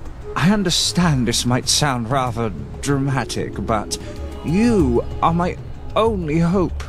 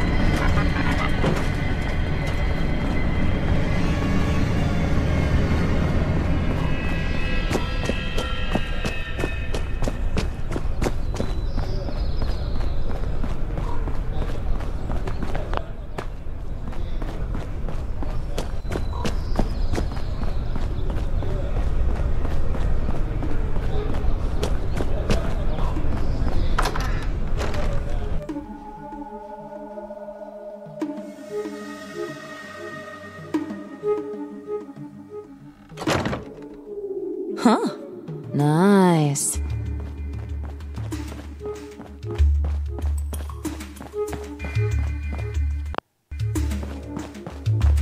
Can I help you?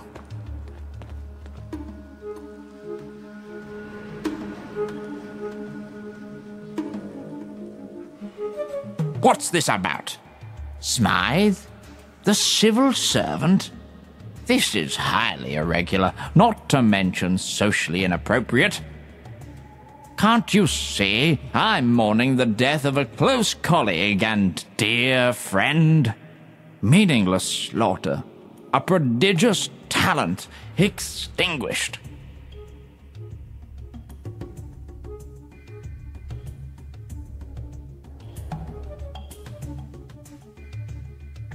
You're implying you did this?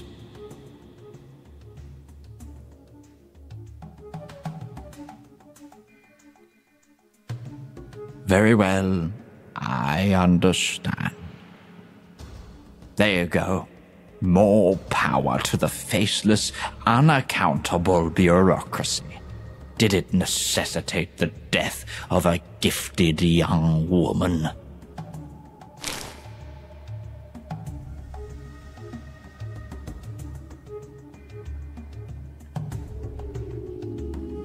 God save us.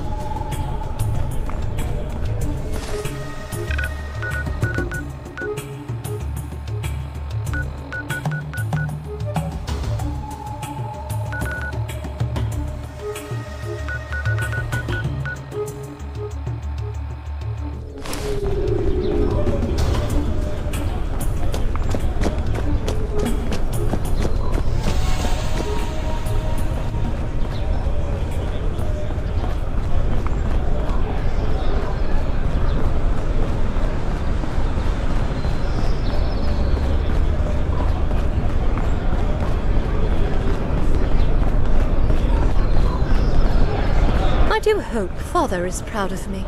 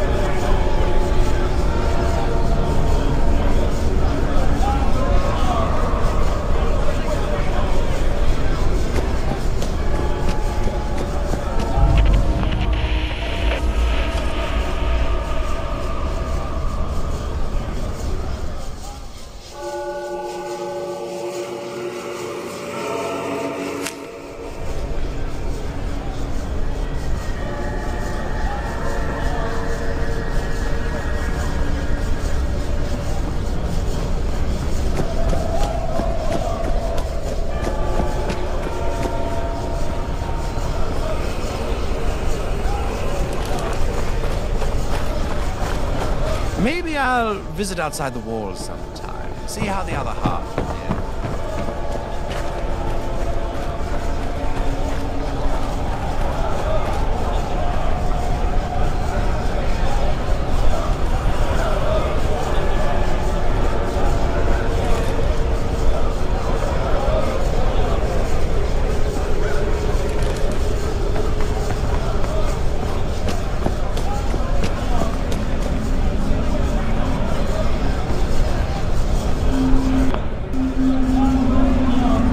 Poster? Support your party to victory in the polls?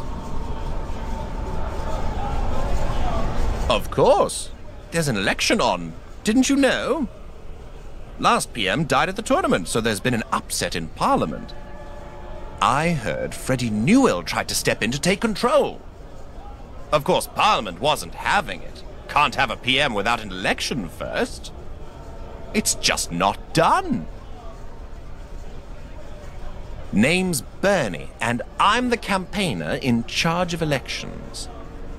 One of many, lest you think democracy around here's a joke and not to be taken seriously. I do love an election. That's why it's my job to make sure it's done right. Your party. You know, the party who best represents you and your interests in Parliament. Great! So, what do you say? Oh, we've got all sorts. We've got blue for the traditionalists, led by Freddie Newell. Bit daft, but they keep a steady hand on the rudder and all that. We've got yellow for the pragmatists, if you fancy a bit of change. Lynn Moores is the leader, and she's committed. Or she should be, at any rate. To an asylum. And finally, we've got red for the Reformist Party. Stark raving mad, the lot of them. They never win, but they try, bless them. So, who'll it be? Well, what's there to say? They're a fairly dull bunch. Between you and me, ain't the brightest bulbs, neither. Afraid of change, you see. Don't like upsetting the balance of order, or what have you. Ah, but they did recently outlaw hunting the poor for sport. For now. They call themselves reformists. Others say they just like to cause a fuss. They mean well, of course. Good for business, the pragmatists are. They've got some good ideas. Not sure about their new modest proposal about the meat ration, though.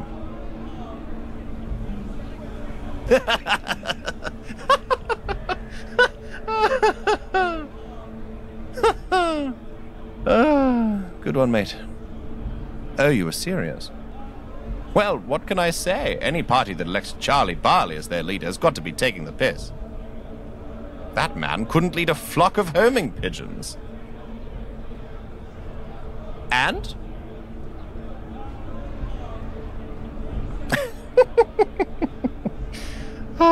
Gets me every time. Right, now, here's 5. Go and put them up around Westminster. What? You didn't think I was handing them out for free, did you? Popular participation is the cornerstone of our democracy. Elections don't happen if nobody knows about them. If you need more, I've got plenty.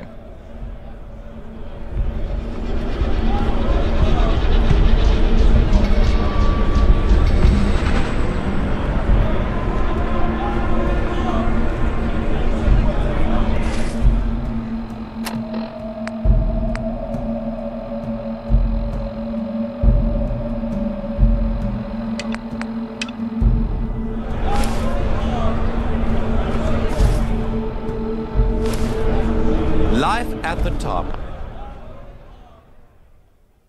is immensely satisfying.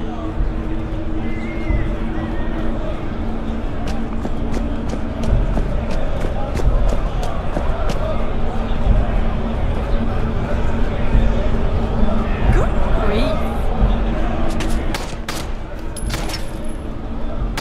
Oh,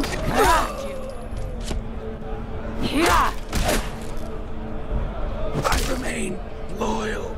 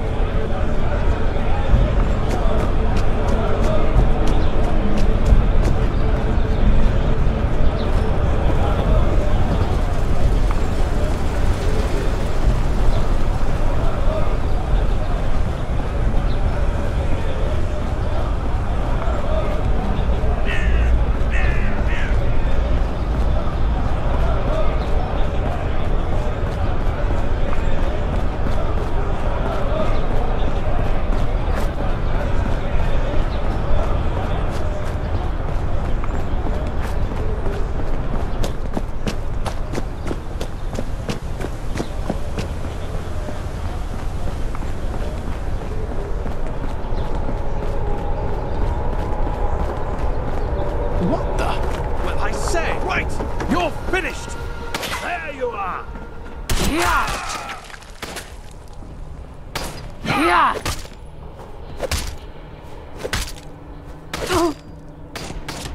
Queen and country! Come out wherever you are.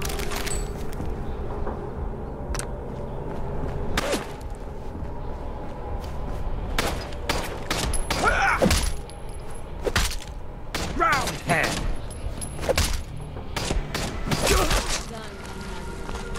They won't forget us.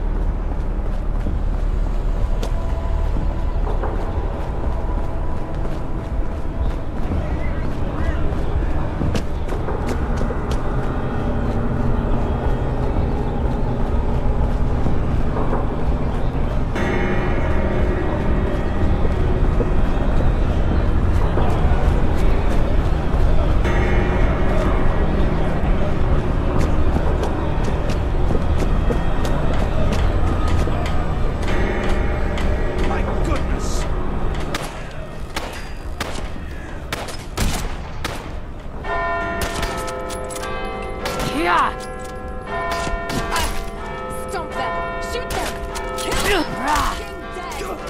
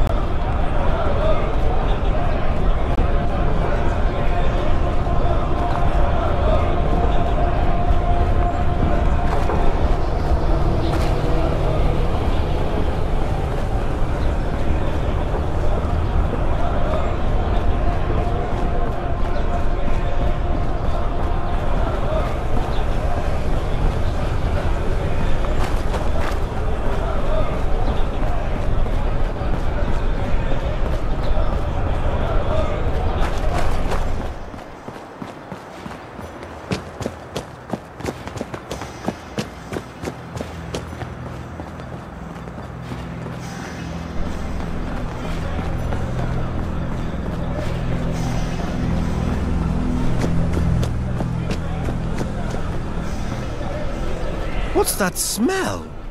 Oh, it's you.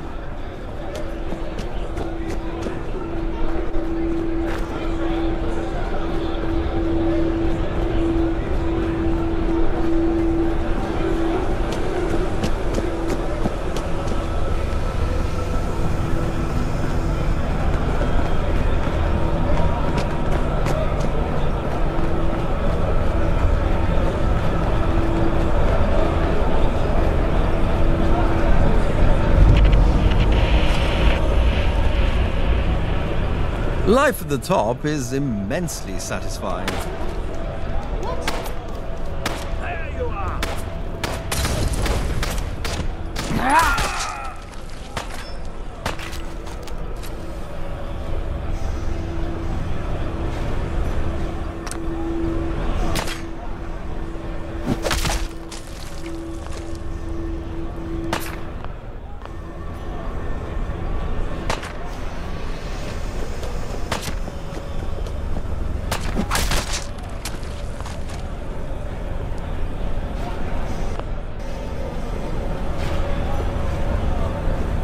That's a bit steep, Mo, all things considering.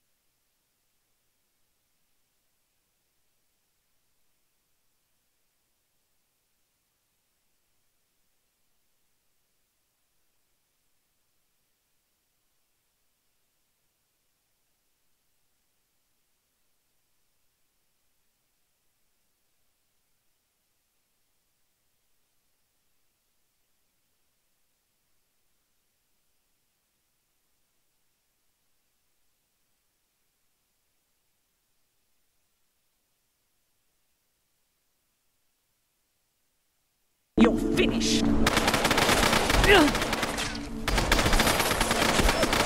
For the monarchy!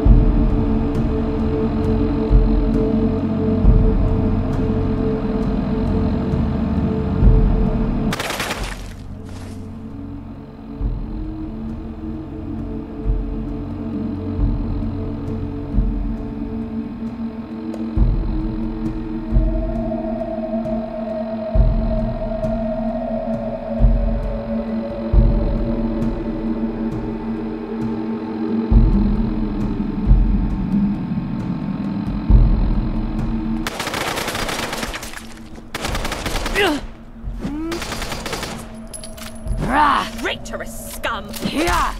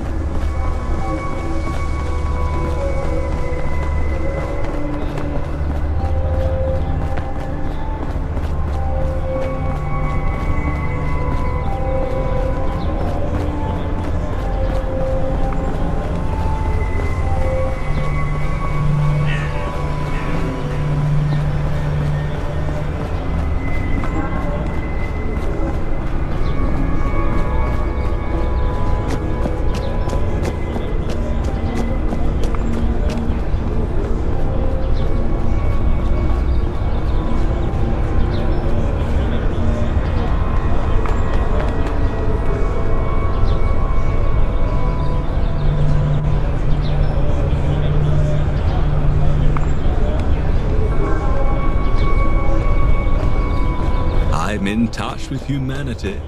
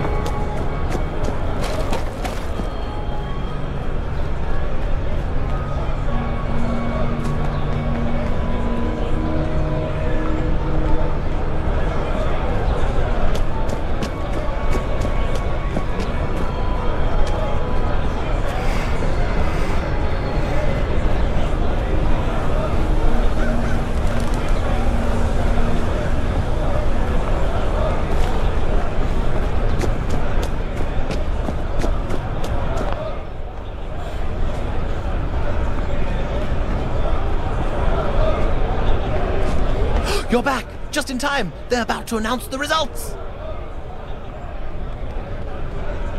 Probably happened while you weren't looking. Now hush! Thank you for tuning in to tonight's Election Night special. We just got the result from St. James Park. And the Reformist Party has won St. James Park. This can't be right. The Reformist Party has somehow won a majority of seats in Parliament, just when I thought I'd seen it all. And Charles Bailey has just burst into the studio and knocked over a security guard to give us his statement. They said I was crazy. They said it would never happen. But I did it. I won. Me, Charles Bailey.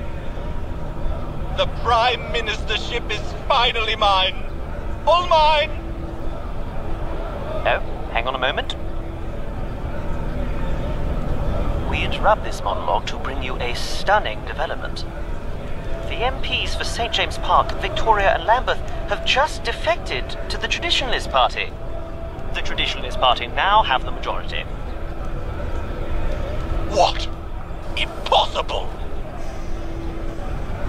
Now, see here, Charlie. Let's be reasonable. You pompous little... We will bring you the full result of this election and the fight between Charles Bailey and Freddie Newell after these messages. Wow!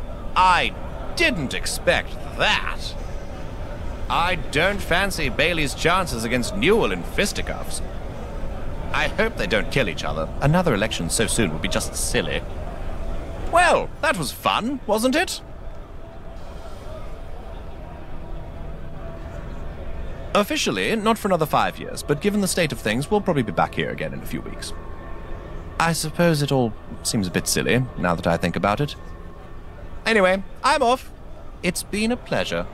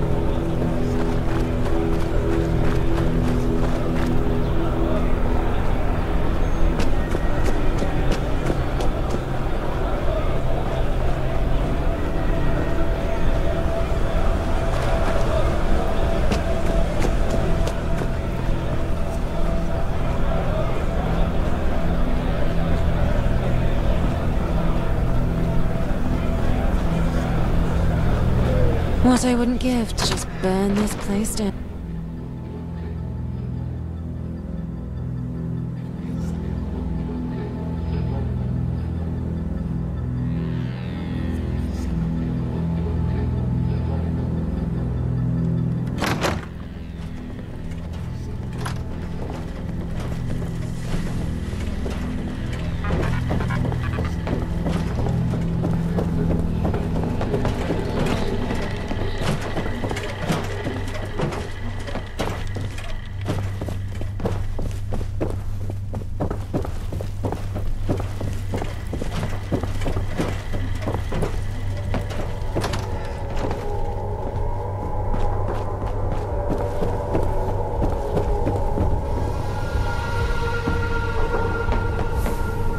I wish they'd privatise the government and just be done with it.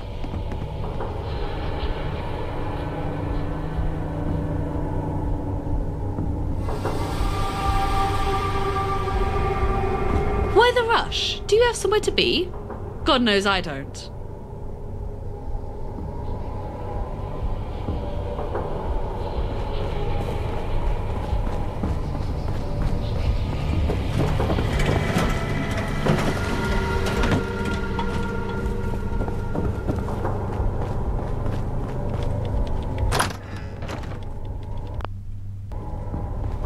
George.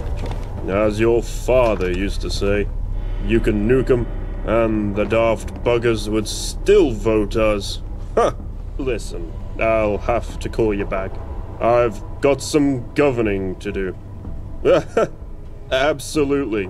Winning an election makes you a pillory for the desperate. People really need to start dealing with problems themselves, instead of going straight to the Prime Minister. Well, that's different. You've demonstrated your worth to us. It's been noticed, and greatly appreciated. Let's see. A surprisingly prominent position for Smythe. This all appears in order. I'll get things in motion immediately. You can tell our mutual friend that I'll enjoy working with them.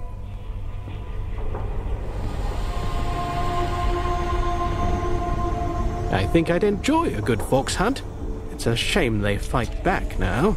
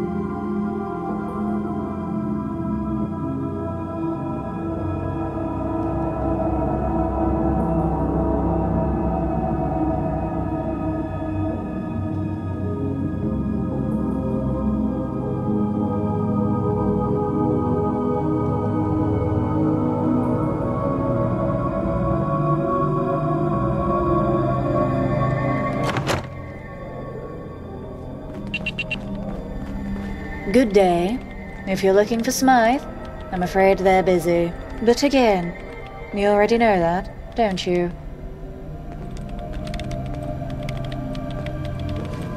You take care of yourself. Be seeing you. I do know what's going on, and so do you. Smythe's being appointed Chancellor down in the government. Okay, maybe I don't know the exact details, but that's exactly because I'm their secretary. I'm not important enough.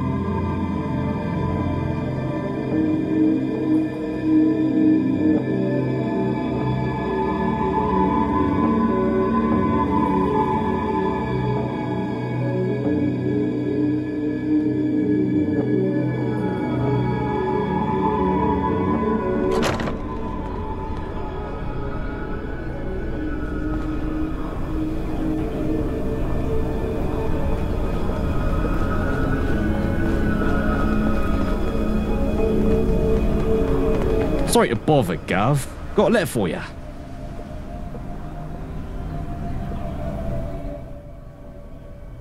You're very welcome. Have a nice day.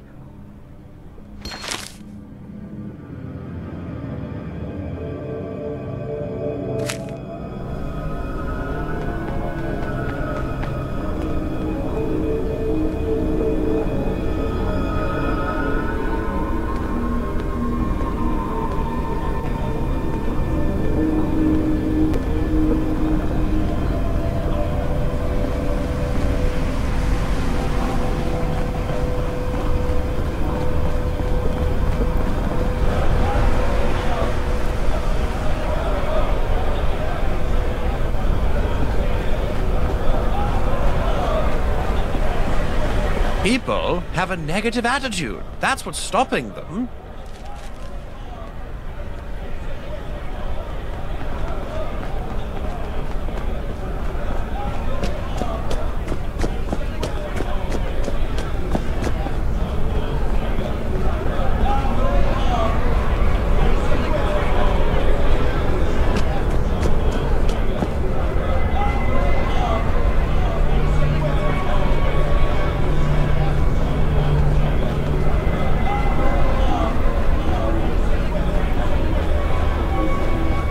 I do hope Father is proud of me.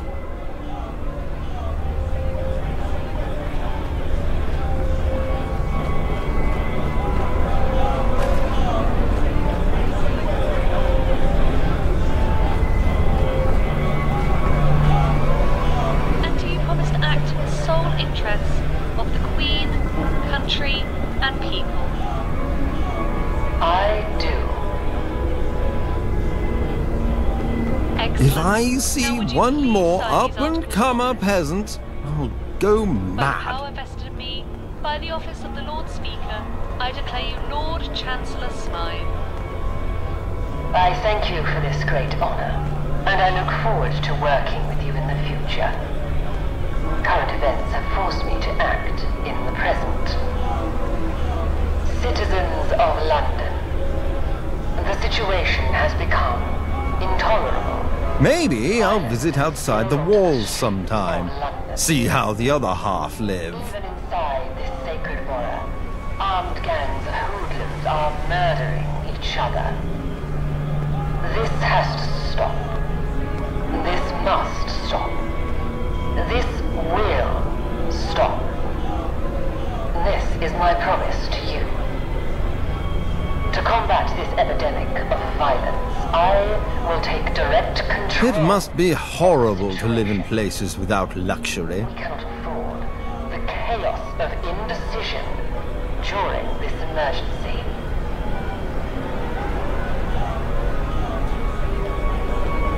Power will return to the people, as it always has in this country. Once, and only once, order has been restored. London is on the precipice, and we must fight. I'm in touch with humanity. We must unite, as we always have countless times past, to defeat this great evil. I believe we are more than equal to the task. God bless the people. God bless the Queen. And God bless the United Kingdom.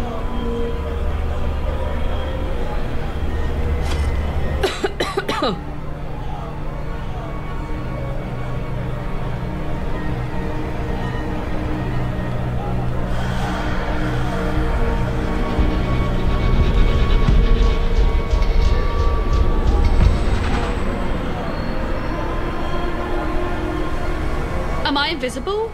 Or are you an invalid? Which is it?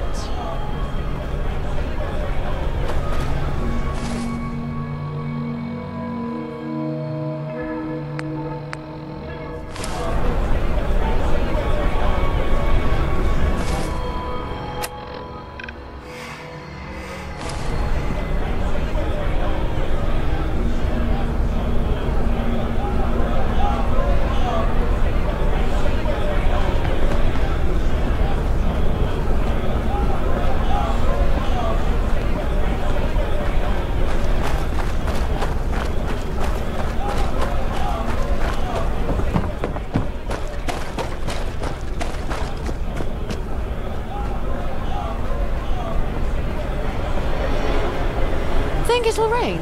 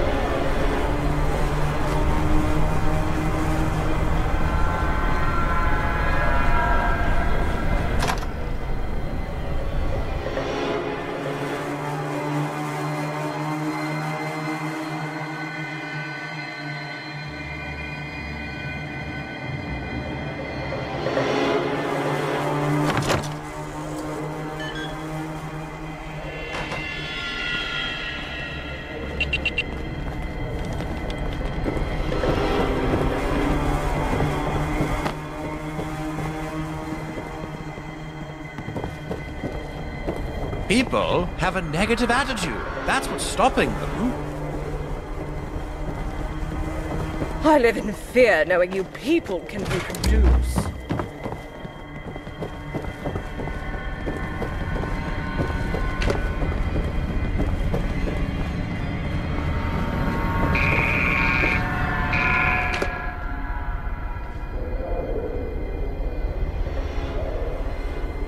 It seems I must delay our meeting once again. Urgent matters have been brought to my attention. Nothing that can't be handled. Especially if you continue your excellent work. Are you ready to wrap up this situation? You can listen. General Asquith, a man loyal to a fault, no longer wishes to support the Gentry. He claims they will only follow orders directly from the Queen herself. Given the state of things, that poses an obvious problem.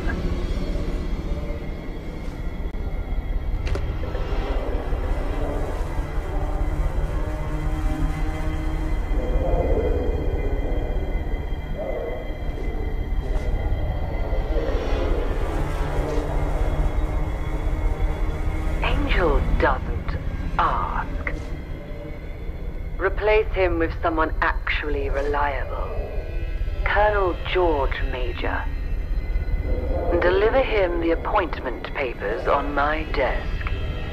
And the bad news to the former general.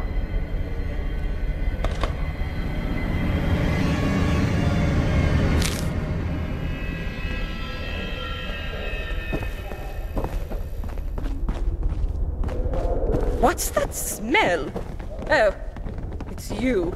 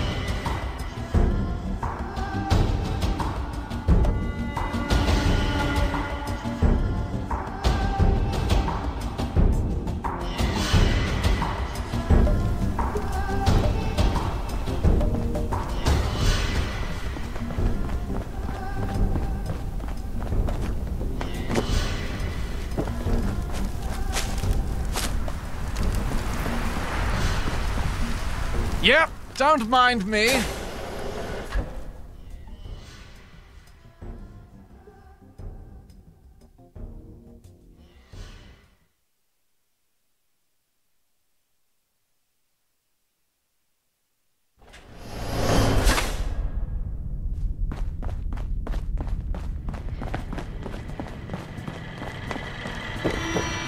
It is time we return to our sworn duties. I agree, but I fear our definitions aren't aligned. We are Her Majesty's, not some kangaroo courts. That kangaroo court is Her Majesty's government. I am with the General. We shouldn't blindly follow the gentry. Hear, hear. While Her Majesty remains absent, our duty is to the people. They look to us for guidance. Not for guidance, for peace. For stability. That is what the gentry promised. They promised the moon, but have only delivered dust. Excuse me? This is a closed meeting.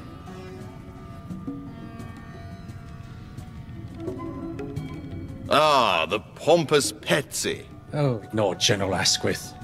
What's the message?